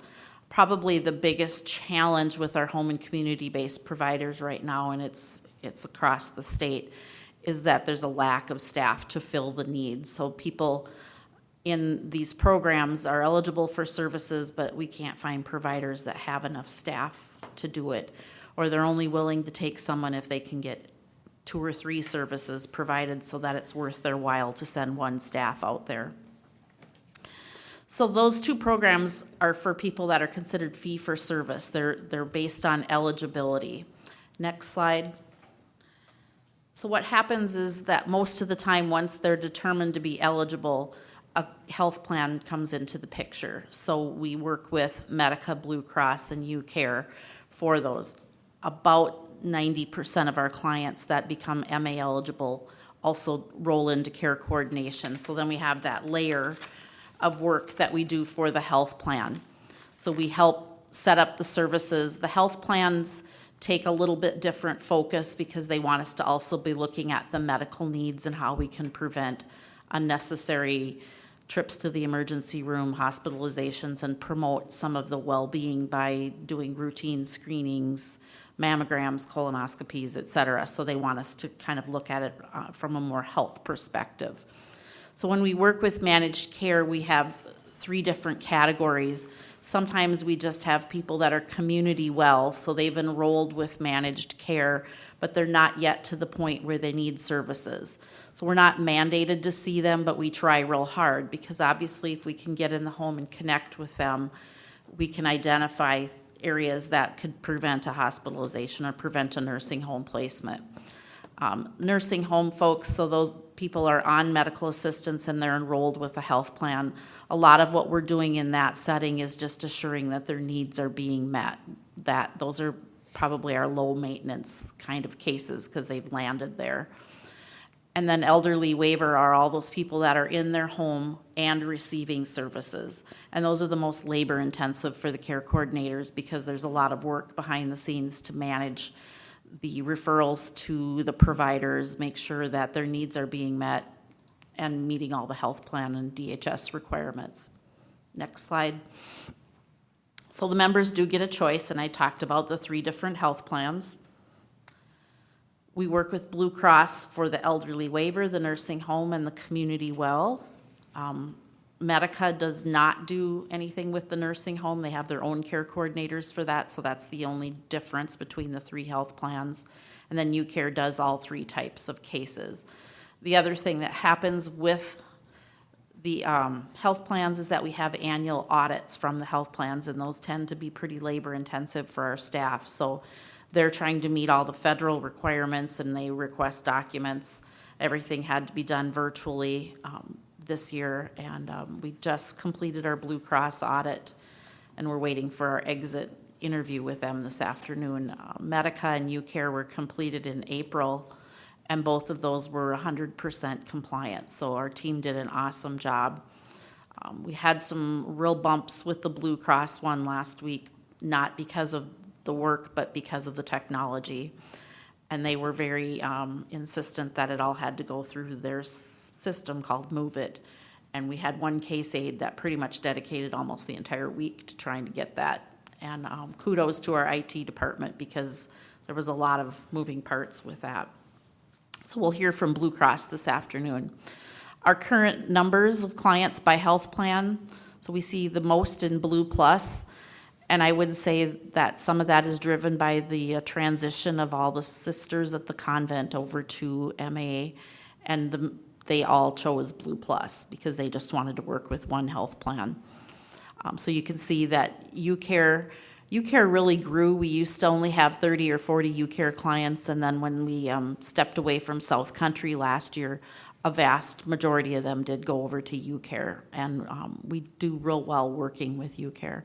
And then that purple fee for service are just the folks that don't end up on a health plan for various reasons. Next slide. So revenue versus budget for the last 4 years. We've always, since 2017, we were a little on the low side and didn't quite cover our costs, but the last 3 years we've been higher on revenue than budget. It'll be interesting to see what changes as we come out of the pandemic, and 2020 looked good. We had very little travel expense, so that was in our favor. Mr. Chair, if I could, this graph looked different 12 years ago when I first started in here, and there's been a lot of work done to really transition case management to be this way instead of inverted, and so I appreciate that and the work that's been done to really make that happen. Thank you. Expenses versus budget, so you can see that we budget enough to cover, or we hope. It's always hard to guess, but we've come out the last 2 years now where we've come under budget on our expenses. And next slide. and revenue versus budget. And so the last, well, actually 3 to 4 years, we've done okay as far as getting our revenue to come out over budget. And that's always the goal. We would like to look at this program as one that helps support some of the other programs in public health that can't be self-supporting because there just aren't the funds out there. So we're hoping that we can keep that going. So over 65 case management caseload remains consistent. We do have a little angst because of the sale of CHI that's pending. Essentia, that's taking over, does a lot of their own case management. So they hire care coordinators similar to the staff that we hire. And the health plans prefer to contract with the hospital because there's some real advantages for them in having their care coordinator there. We don't know what that's going to look like. It could impact us, and we know that that sale is still just pending, but that's something that's on our radar. The majority of the cases that we do open to managed, roll over to managed care, we continue to have a large number of beds and choices for placement in assisted living that we have not had problems finding placement, which is definitely a metro problem. We talk to case managers in the metro counties, and there's long waiting lists, and assisted livings get less reimbursement for a medical assistance patient, so they limit the number of MA clients that they will take. We have seen some of that limit happening here in Morrison County, but it has not impacted our ability to find placement at this point. COVID's also created more openings because people just stayed tight where they were. Obviously, there was high incidence of death and disease in the long-term care and congregate settings, so people stayed put where they were, and I will not be surprised if we see a big shift in what that looks like in the next 6 months as people who've been holding on and now say, okay, I feel safer going there. And then we continue to see the labor shortages impacting the services that are available in our community. And we are starting to see even a greater shift to more family members seeking the ability to provide care and be reimbursed for it just because there aren't others out there to do it. And any other questions that any of you have? Commissioner Wincher. Thank you, Mr. Chair. Question I have is on these 3 medical plans we have. I've been sitting on a mental health board for many years. Do you, or maybe I'm just way off track on this, do we bill using these companies? Do we have a hard time collecting sometimes from some of these 3 companies? I know we do with some of ours, or maybe that's kind of off track. And then my other question is, do we steer somebody that's, a part of this health plans? Do we say, hey, I like Medica, or I like Blue Cross better, or? We have to be extremely careful about steering because our job is to provide them with the information. And actually, if you talk to the folks in the financial unit, when someone is about to enroll in a health plan, the envelope that goes out, the package, because they get all 3 big books that say, here's what this plan offers. I believe it costs us $13 to mail that package out. So we are not allowed to say, I prefer this one or I prefer that one. We can say, this one has this benefit or this benefit. We can truthfully tell them what some of the benefits are without, flat out saying, I prefer one over the other. I'm assuming that if you have an elderly person, or some of them don't have a family member to help them out or whatever, so I'm assuming. Correct. You kind of got to give them some choices, and I don't know. The other thing that happens is some people don't check any of the 3 boxes and make a choice, and then they're randomly assigned. So they go 1, 2, 3, 1, 2, 3. So some of it is just by chance. Just one thing, the other advice we give the client is talk to your providers to make sure they're in network so they don't have to switch providers, which is pretty critical. So, and back to your first question is, billing is always a challenge, but I would say overall, we've been pretty fortunate. We have good relationships with all 3 health plans. We can call them and talk with them about a denied claim. And so, overall, it's pretty good. Yeah, they pay us differently. So Blue Cross pays us in 15-minute units. UCare and Medica pay us per member per month. So when we are seeing someone who's per member per month, we have to be judicious about how much time we spend on a particular client, and overall hope that we don't have a couple that are really, really high need that take a lot of case manager time, so that we come out okay on those. And I will say that we know that we do the best on UCare when it comes to reimbursement on that per member per month, and it's only because they ask less of us. Medica has pretty stringent requirements that take a little bit more case manager time, and therefore we don't come out as well. Thank you. Anybody else have any questions? Otherwise, thank you, Cindy. Thanks. Thank you. And I just want, Cindy's here, just a quick COVID update. We've had a significant drop in our 14-day case rate, and because I saw she has some number, you can read them, because I don't know if I can understand your scribble.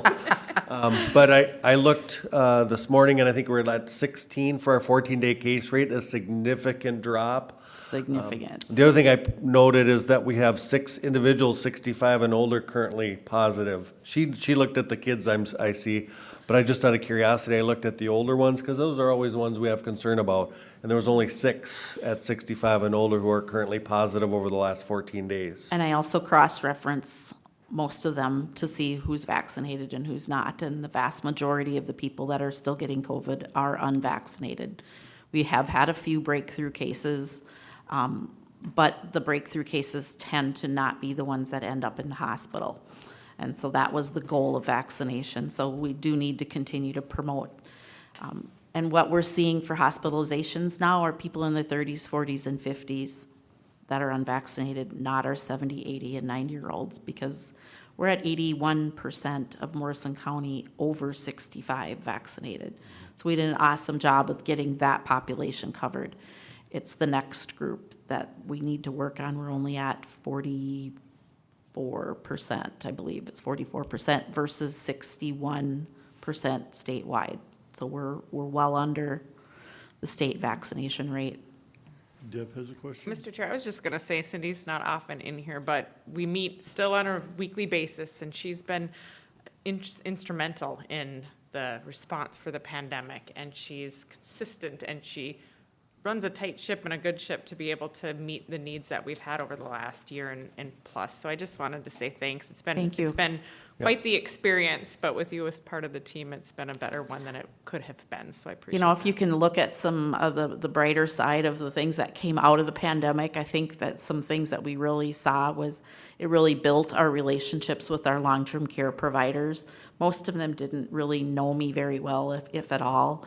And now I'm on a first name basis, and the same thing with our schools. I think, Brad had some pretty tight connections with the schools, but our public health team, not necessarily. And our school nurses, our school superintendents and principals are all, we're really connected to them. We email and talk on the phone a lot. And I think that has really, really solidified our relationships. And I hope that we can continue to take that down the road and not have it just be a pandemic thing. Yeah, Mr. Chair, Morrison County's done it well, and those relationships have been part of that reason, and it's these folks that do that, so thank you. And Cindy's been a data geek. Yes. And been instrumental with Brad Bolton in having that data page on our website, which I don't know if we're still beating out the jail, but we were, so.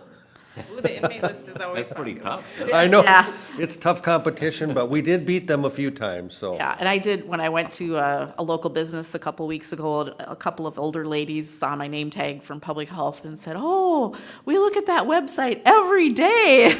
So I was like, okay, somebody's, people are paying attention to the numbers, and so it's worth our time to do that. And Brad Bolton did a great job of building that, and helps me literally 5 days a week that we get that out there. If I may, Mr. Chair, again, you brought up the 40% so do you have any plans to how do you get these people vaccinated, or is it just like, just We throw that continue out to there? do Facebook posts and do our education. We're not gonna The offer one a thing I- reward yeah. and say, hey, come in, we'll pay you. No. Well, if there's some use our money in the ARP budget. money we could use our ARP money for a lottery, like another state, $1 million lottery There for we go. vaccinated people. But, yeah, we continue to promote clinics having the same issue, pharmacies are having the same issue. Actually, the clinic is running a clinic for the 12 to 18-year-olds Thursday night this week. And Saturday during the day. And Saturday during the day, so that should help. You know, so, but again, we're reaching that young population who's invincible. And they're just not willing to take that next leap. I think there's still a little bit of concern about, is the vaccine safe or not safe?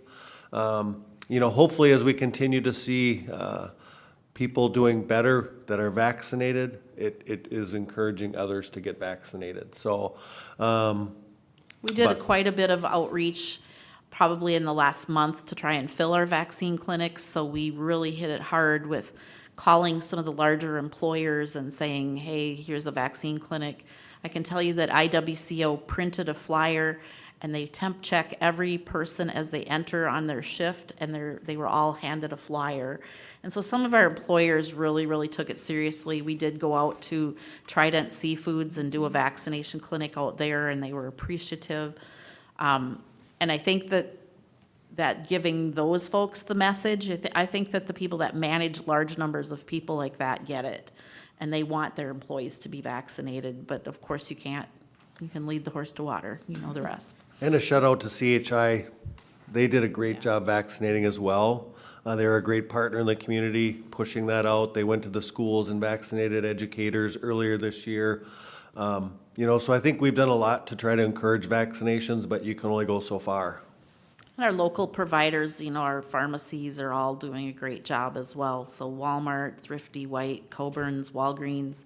So it's out there, it's available, to just get people to go past And their it- fear. It's sad because like Brad said too, the communication out there has not been very good as far as what is good, or, I mean, up as high as the federal, because they just can't make up their mind, you know, so that hurts a lot of people in our area, just because what's good, what's not. You know, a few years ago, we asked the question, could we handle a pandemic if it ever happened and if public health was ready? And I guess this showed us that you are, and that you've done a wonderful job with it, and we thank Yeah, you very we've got much. an awesome team. Yeah, a lot of Yeah. people. There's a lot of moving parts. Yeah, definitely. Been a learning experience. Well, thank you very much for the great job. Thank you. I have just a couple other public health items. The first is 2 seasonal establishment renewal licenses for the Ridge Ribbon Steakhouse and Pine Grove Zoo. Can I get a motion? on So that? moved. Got a motion by Commissioner Lemire, seconded by Commissioner Jelinski. Any further discussion? Not all in favor signify by saying aye. Aye. Motion carries. Thank you. We also have, which is gonna happen later in Chelsea's report, is a one-day temporary on-sale liquor license. We do this license for the Freedom Fest, and so the overall application will come later for the large assembly, but we do the one-day liquor license. Can I get a motion on that? So Got a moved. motion by Commissioner Lemire, seconded by Commissioner Jelinski. Any further discussion? Not all in favor signify by saying aye. Aye. Opposed, motion carries. And then we have the renewal of a 2 AM liquor license for Main Gate Bar and Grill. It's an annual license. The sheriff has approved this permit renewal, and they can now stay open till 2 AM. So moved. Second. Motion by Commissioner Jelinski, seconded by Second. Commissioner Lemire. Any further discussion? Not all in favor signify by saying aye. Aye. Opposed, motion carries. And the last item is that we do have a new District 5 member to our Morrison County Public Health Advisory Committee. It is Dolores D. Schaefer, lives out west of town, so glad to have her join us. She's a former county employee in our long-term care unit, and we'll have some good information for our advisory committee about, you know, healthcare and MA. Good. Can I get a motion on that? Commissioner Blaine? Yes. Made a motion? Second. Commissioner Wincher seconded. Any further discussion? If not, all in favor signify by saying aye. Aye. Opposed, motion carries. Thank you, that's all I have this morning. Thanks, Brett. Thanks, That's Brad. all. Thanks, Brad. Thanks for everything. Okay, next we have Land Services. Amy. Welcome. Morning. Morning, Miss Amy. This morning. For a little bit. For a little bit. All right.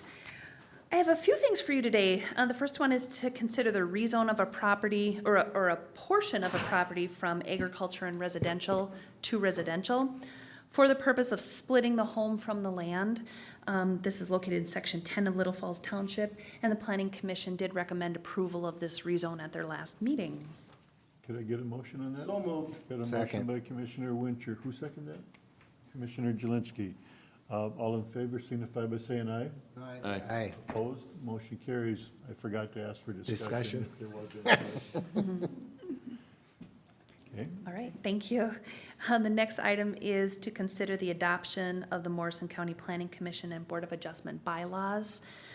These were approved by the Planning Commission and Board of Adjustment, and it was the same version that you had seen at a planning session prior to presentation of them to the Planning Commission and Board of Adjustment. So I'm looking for the county board's approval of those bylaws. Okay, I got a motion by Commissioner Blaine, seconded by Commissioner Second. Lemire. Any further discussion? If not, all in favor signify by saying aye. Aye. Opposed? Motion carries. All right, thank you. The next one is to enter into a professional services agreement with Schneider Corp. to add the tax estimator tool to the Morrison County Beacon website. This was discussed at the last planning session, and the one-time cost will be split between the Land Services Department and the Auditor Treasurer Department. Could I get a motion on that? So moved. Motion by Commissioner Lemire, seconded by Commissioner Blaine. Any further discussion? None, all in favor signify by saying aye. Aye. Opposed, motion carries. All right, and thank you. And the last item I have is to request approval of the attached abstract of abatements. This was in your packet. These go hand in hand with number one and number two.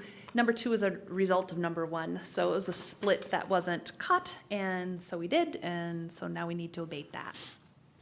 Okay, could I get a motion on that?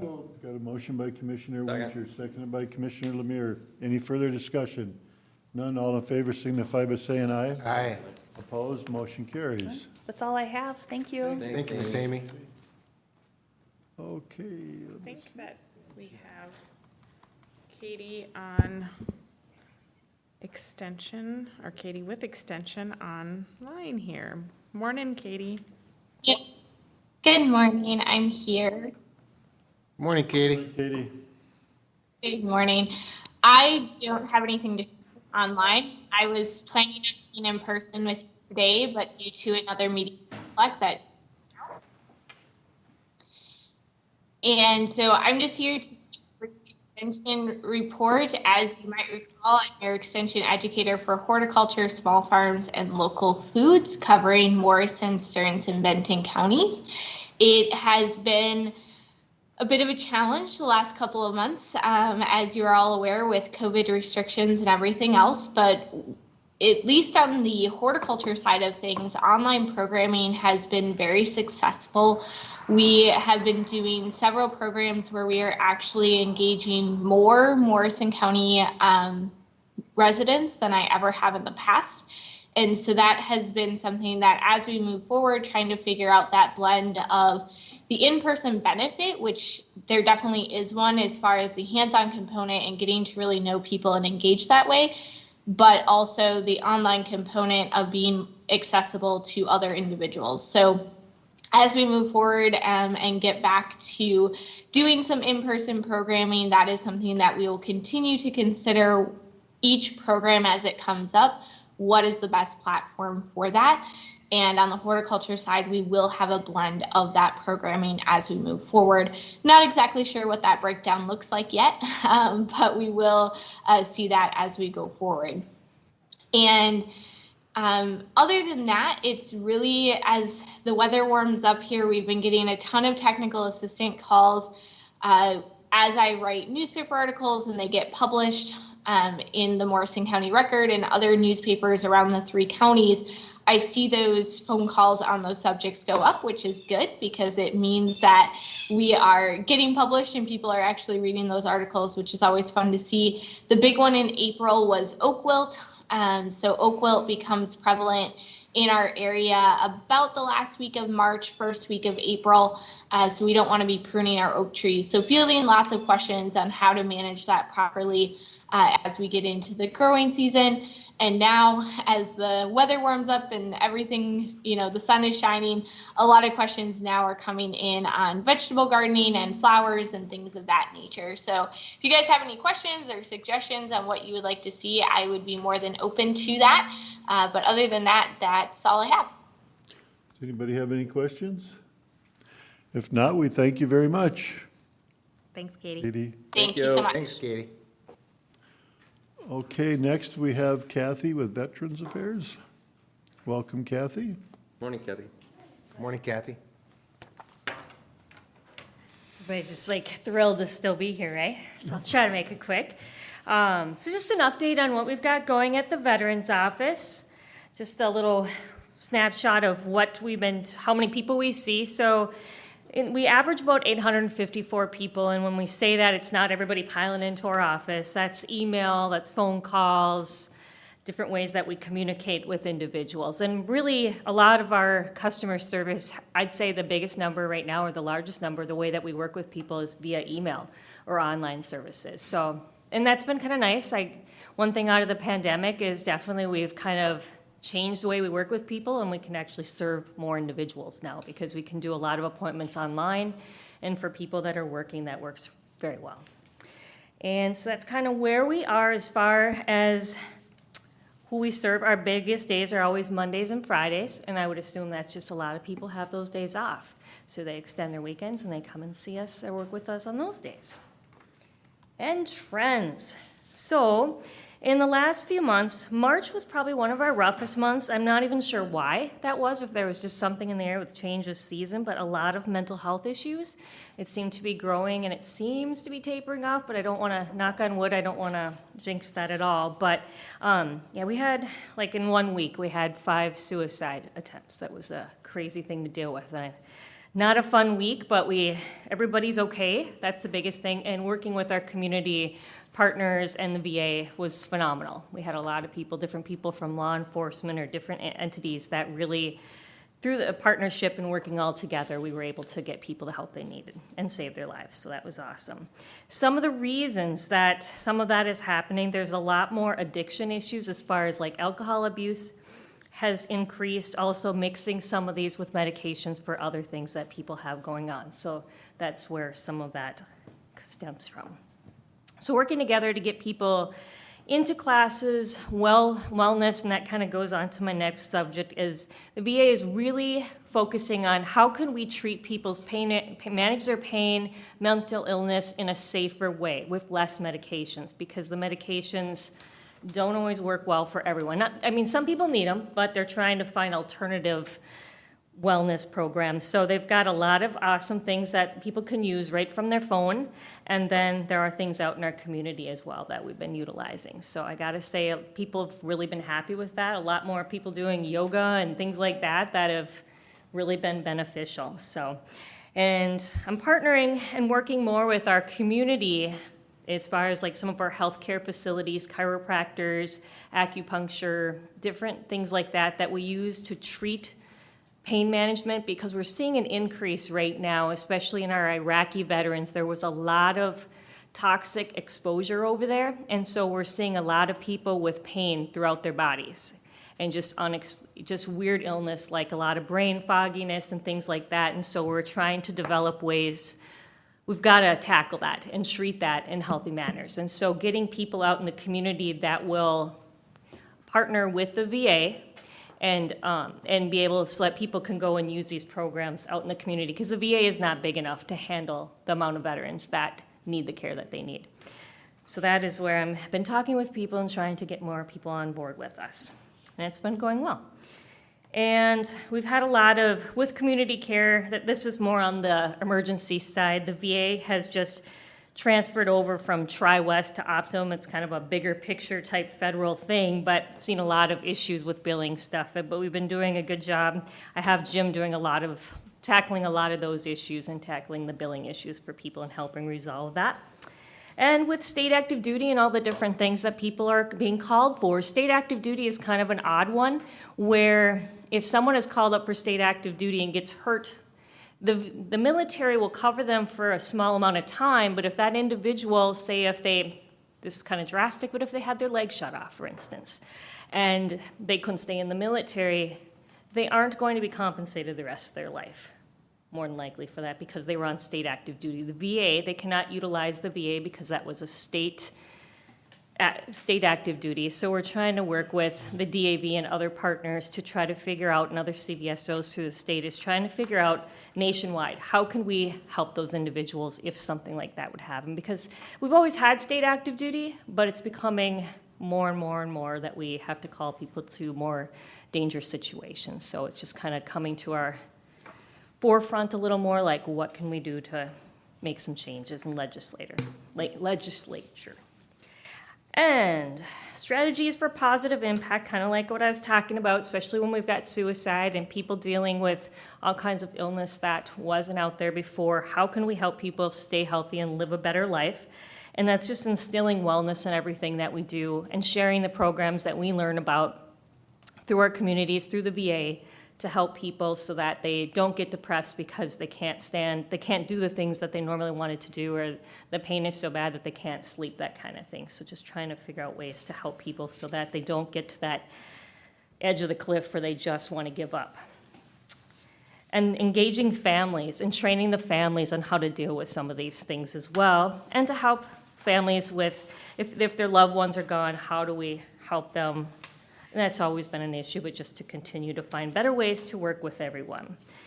And then some examples of things we've been doing. So always trying to recognize our veterans and get to know them a little bit in the community through the newsletters and featuring Veterans of the Week and things like that. People love it. It's just kind of a way, it's something interesting for them to read and try to not focus on everything that's out in our world and the negativity. So positive stuff.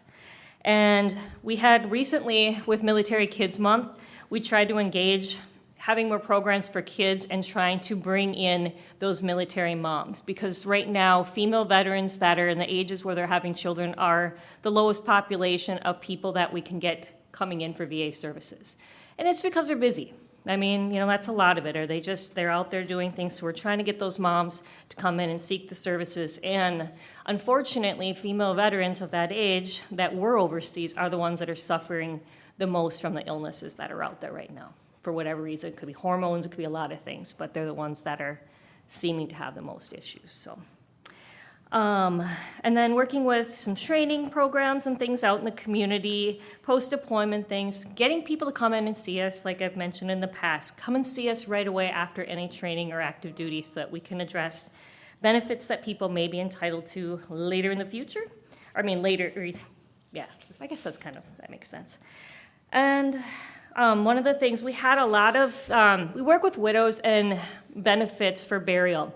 And with that, we've been connecting some of our widows who are really struggling. A couple of them with COVID lost their loved ones because of COVID, and we've connected those women with one another, and they can go out and have coffee. And it's kind of been nice because it's always nice, no matter what you have going on, is to be able to relate with another individual. So it's been kind of cute. That's our cute little story. And then highlights of the year, some cool stories. We had, the state of Minnesota had some veterans that wanted to donate. One donated a motorcycle, and then there was a vehicle. There's different things that are donated out in our society because a veteran will pass away and say, hey, I want this to go to another veteran. But we had one individual who got a truck. It wasn't a brand new truck, but it was a new truck for him, and then a motorcycle. And the motorcycle thing was that they had to make sure that they were involved in some veterans organizations and events. But very exciting. That was fun for people. We had a veteran who had lost his home, Vietnam veteran, to a fire. And it was amazing. There's a lot of community entities that really worked together to help another individual who had cancer and had to go to another state for treatment. And just, again, the different organizations that work together to help these people is pretty phenomenal. So kudos to everyone out in our communities, that's for sure. And our goals in the future, now that things are a little more opened up, it's like, what can we do to bring people together again? People being able to relate with one another, whether they're a female veteran that has PTSD or a male that's, been in combat, now he goes back to his life with his family, and it's like, this isn't working. How can we get people together? And there's a lot of, the Disabled American Veterans does a lot of programs for like fishing and outdoor activities, but things like bike rides, kayaking, and just getting a few people together and getting them to become friends and talk and stuff like that. So we'll try to set up some things and get more things out there. We are going to do, through the DAV, there's going to be a Women Veterans Weekend. So again, like, not that, I mean, I love to fish and hunt just as much as probably any guy, but we don't have as much for most females we don't have as many programs out there in the state of Minnesota, so we're trying to grow and prosper that and see how that goes. So that's where the Women's Weekend down in southern Minnesota should be pretty cool. My daughter and I are going to attend, and we'll see how that goes, so we can see if we can bring something like that into the Morrison County area. And that's about it. What kind of questions do you guys have for me? Anybody have any questions? If not, I want to thank you for all the work you do for the veterans. I know, I see you're out there and you're always looking for people that need help with stuff, so thank you. No problem. I guess that's it. Thank you very much. Thank you, All Kathy. right. Good job. Next, we have auditors report. Morning, Chelsea. Morning, Chelsea. Good morning, Commissioners. This morning, I have a request before you to approve the Minnesota Deer Hunters Association to hold a raffle on May 24th of this year at the Falls Ballroom. Could I get a motion on that? We got a motion by Commissioner Lemire, seconded by Commissioner Jelinski. Any further discussion? If not, all in favor signify by saying aye. Aye. Opposed, motion carries. Next on the agenda, I am requesting approval for a premises permit to the Little Falls Youth Hockey Association to conduct lawful gambling activities at the Falls Ballroom. So moved. Second. Got a motion by Commissioner Lemire, was that? Jeffrey and. Okay, by Commissioner Jelinski, seconded by Commissioner Wincher. Any further discussion? If not, all in favor signify by saying aye. Aye. Opposed, motion carries. Next, I have a request for approval for the Pierce Commercial Club to hold Pierce Freedom Fest on July 10th of this year, along with their firework display. This request will be subject to follow the most current Department of Public Health and CDC guidelines, along with the most current governor's orders. Could I get a motion on that? So moved. Okay, we got a motion by Commissioner Wincher, seconded by Commissioner Blaine. Any further discussion? If none, all in favor signify by saying aye. Aye. Opposed, motion carries. Next request is to approve the renewal of a precious metal dealer license for like New Pawn, Goldsmith Jewelers, and Milgram's. So moved. Second. Got a motion by Commissioner Lemire, seconded by Commissioner Jelinski. Any further discussion? If not, all in favor signify by saying aye. Aye. Opposed, motion carries. And last but not least, I have a request for a roll call vote to approve the bills. Can we get a motion on that? Got a motion by Commissioner Lemire, seconded by Commissioner Jelinski. Any further discussion? If not, this is a roll call. Commissioner Lemire. Aye. Commissioner Wincher. Aye. Commissioner Jelinski. Aye. Commissioner Blaine. Aye. And Wilson, aye. It passed. Thank you. That is all I have today. It passed, folks. I think we're getting Okay, thank you. I'm getting tired, yeah. Thanks, Chelsea. Thank you, Chelsea. Oh my, Thank you, Chelsea. Have a good day. thanks. Okay. We to administration report. Oh, goodness. The first RBA is a fund balance transfer. Steve's here to just do a little explanation for that. Here, baby. Thanks for the giggle.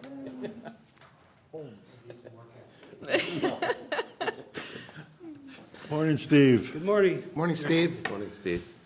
What I have before you is a request to transfer from the sheriff's assigned fund balance to the building fund of $562,747. This is for the sheriff annex costs associated with the building project that we went through. It was, why we're doing it this way is the sheriff has been putting money aside into a reserve account, and because this project fund came in under budget and this was shovel-ready, we decided to move it through the building project, knowing that we would transfer it later. So And this is moved. the time to do that. Second. Motion by Commissioner Jelinski, seconded by Commissioner Lemire. Any Yes. further discussion? Yeah.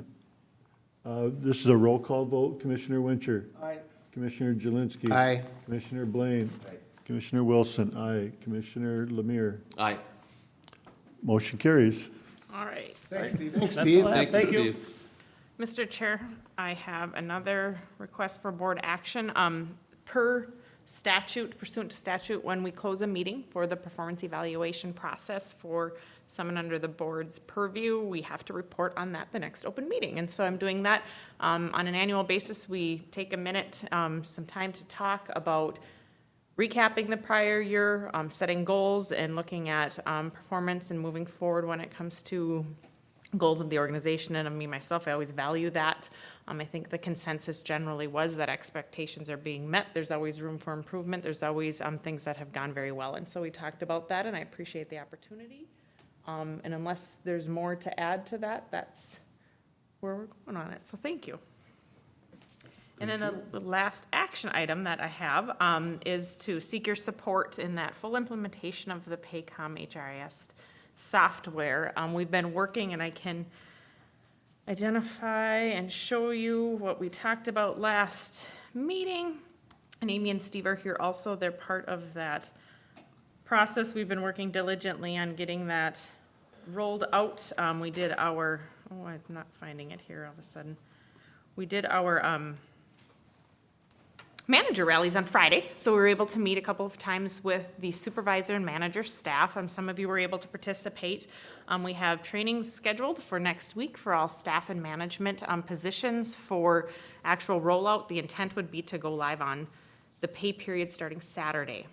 So while there's lots of work and it's a short period of time because every 2 weeks we get paid, we've done the final data pull. We've got testing to do. We've looked at the various interfaces. There's nothing that leads us to believe that won't work.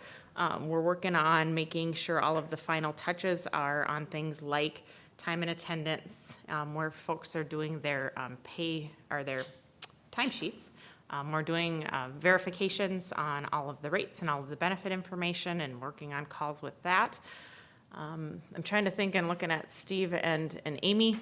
We are implementing initially that pay component. We did decide to hold off a bit because we're working with a team on expense management, so that will be rolled out probably within I don't know, a month or so of when we get everything fine-tuned on that, just to give people a little time to get used to the one section before we implement that. And I'm going to rely on the accounting staff to be able to put a plan together to make sure that that moves forward. And I think taking a little time for everybody to get used to the time and attendance was a good idea. Steve and I met yesterday and decided that. And so we're moving forward and just wanted your support in that. I think it's important to make sure that everybody's on the same page about getting this big project officially underway and ready to go. I'll make a motion, Mr. Okay, we Chair. got a motion by Commissioner Jelinski, seconded by Commissioner Lemire. Is there any further discussion? Commissioner Wincher. Thank you, Mr. Chair. I don't know who I'll present this to. Our current system, is that like something gov? What's the name of it, the system for payroll? Paymate? Paymate, that's what we're currently with prior to this, correct? Yep. Okay, so my question is, now, we always had Public Works built into this. Did Paymate and, we are able to use that, or did we have to have a different system with Public Works? Follow what I'm saying? So Paymate can be is used at Public Works, or is that a different system? Their time and attendance system, yeah, if you want to come up, but their time and attendance system is the same that is currently being used, and it was always imported into Paymate to process payroll, and it will be imported now into Paycom to process payroll. And so that same time and attendance software will be used similar to what it is now, in that the engine for processing that payroll is actually that Paymate, and now moving to Paycom. So this time and attendance, is that a program or a software, or is that like Paymate or Paycom? What do we have there? What's that? It's confusing, I know. We've learned terminology is a big thing. So I've been working with the Public Works Department mainly with the interface. So today, prior to Paycom, they have eTime or Time Card Plus, which is their time and attendance module where they enter their time. Time Card Plus then puts say I'm a Public Works employee, puts my time into their time or cost accounting system. And then that cost accounting system talks to payroll, which is today Paymate. So the first two pieces is gonna stay exactly the same for Public Works. The only thing that'll change is the software that processes payroll, which is now gonna be Paycom. I've been working with the financial person over there. We haven't run into any issues. Everything looks like it's gonna work just as it does today, just a new payroll on the end. And to follow up a little bit more, Mr. Chair, so is there a cost for this Public Works that always been, other than we were with Paymate, was there additional charge for that? And that additional charge will continue even under this new program, am I correct? And what is that charge per month, per year for Public Works? So Public Works, like I said, uses a different time attendance module, Time Card Plus, which they'll continue to use. I don't know what they pay for that, and it will continue because that's how they enter their time. But that's part of their budget? Yes, And that yep, goes in there? yep, and that won't be changed. Same with their financial, their cost accounting, that's always had a separate cost that they budget, and that will stay the And for same. some reason, Paycom cannot do what this time and attendance does, so it's gonna be same old, same old. Public Works has a very extensive time accounting program, so they tie all their time to projects or roads. In simple speak, that's how I understand it, because I don't work in Public Works, but they get a road project and they have to account for every single hour towards a road and things, and it's huge. If I drew a map, you guys would. That's fine, I just want, Yeah, That's why, you gotta have, speak in the, yeah. I guess, in the future, I mean, I would assume that Paycom could possibly, once they get more involved, they could do that, but there would also be a cost for that module Right. as well. But this was designed specifically, and I think, if I'm not mistaken, I think the highway shop was kind of the guinea pig for them to run this They work, software. yep. And so, to meet their needs, because it's cost accounting, and cost accounting is very detailed. Because they cost out, every person goes to, they spend time on this road, it goes to this road. It spends time on this road, it goes to that road. So they're, really, it's a time thing that, very detail-oriented. And it's for their purposes, because it's for federal reimbursement, state reimbursement, and everything. So they gotta be detailed. But when that system comes out, it's gotta get summarized, because it's gotta come back into a financial system that isn't, it does it by a fund department program, but it's not by road. I mean, our chart of accounts would be miles long if we did it that way, so, so it's just a way to, for them, and it was designed originally by who's E-Time? RT Vision. RT Vision for them specifically, and then they marketed that throughout the whole state. and as far as our HR system that's gonna be into this Paycom, would they be able to authorize, use that? Or Yes. is that gonna be something totally different also? Nope, that would be available to them to use to help with Okay. all the additional pieces of managing employees. Okay. So the only component is that time and attendance part that they won't have access to. Correct. And then, the other question I had is, oh boy, I lost my train of thought here, so it couldn't have been that important, but I'll ask another, maybe, maybe it's, yeah, all right, thank you. You're welcome. Anybody else have any questions? Oh, I know what it was. So we're gonna be implementing this program now, it's a monthly charge, correct? Per pay period. Per period, or whatever, per pay period, so by some chance that this doesn't work properly, we can get out of this contract, because again, I'm assuming the board now is gonna take a vote whether we move forward, am I right on this here? So if there's any, and I think I brought this up last week or a couple of weeks ago, if there's something that, new software needs to come in a check, so let's say, oh boy, it looks like we need this here, there's an additional cost, would that come back to the board? Or is that gonna be part of this continuously if they keep, we got X amount of dollars per pay period. But let's say looks like you're doing a new program, we need this software, and it's gonna cost X amount of dollars. Is that gonna be coming back to the board every time, or what's gonna happen? The suite of products that we looked at to roll out was included with the pricing that we talked about. So unless there's a change in that and there's a new module or anything new that we would want to bring forward, that would be what we'd be pursuing, was that suite of products that included all of those Because I modules. reached out yesterday again and finally got back to me, a different county that uses this, and that was the same comment that they made, is that there's software that they keep having to add to this program, and it's another cost thing, so, it's just, I just want everybody to be aware of that there's, sounds like there's it's, to me, I always look at my cell phone, there's probably only 10% I use of it, but I want this certain one, so then it's an extra cost, so you know. Mr. Chair, if you're referring to Wadena County, when we talked with Well, them this, too. well, Wadena was the first one, but now I had another county finally reach back. And I out don't to know me. what they got quoted and what they pursued at the outset. What we've presented to you for costs, and I don't have them right in front of me, I can find them in a second, but what Beth's come and talked to you about a number of times for the cost included the full suite of products that, we're intending to roll out and utilize at this time. And that should encompass all of the work that we need to do. All right, thank you. Mr. Chair, just to add on, I got a financial system software, and there's updates and upgrades Yeah. that we pay for all the time, because there's always something to improve upon.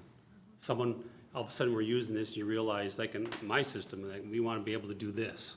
I can't do this now, I want to do it. So then you put in a change order for a change, they make the change, it goes to a group, and they approve it, okay, but then it's going to cost you.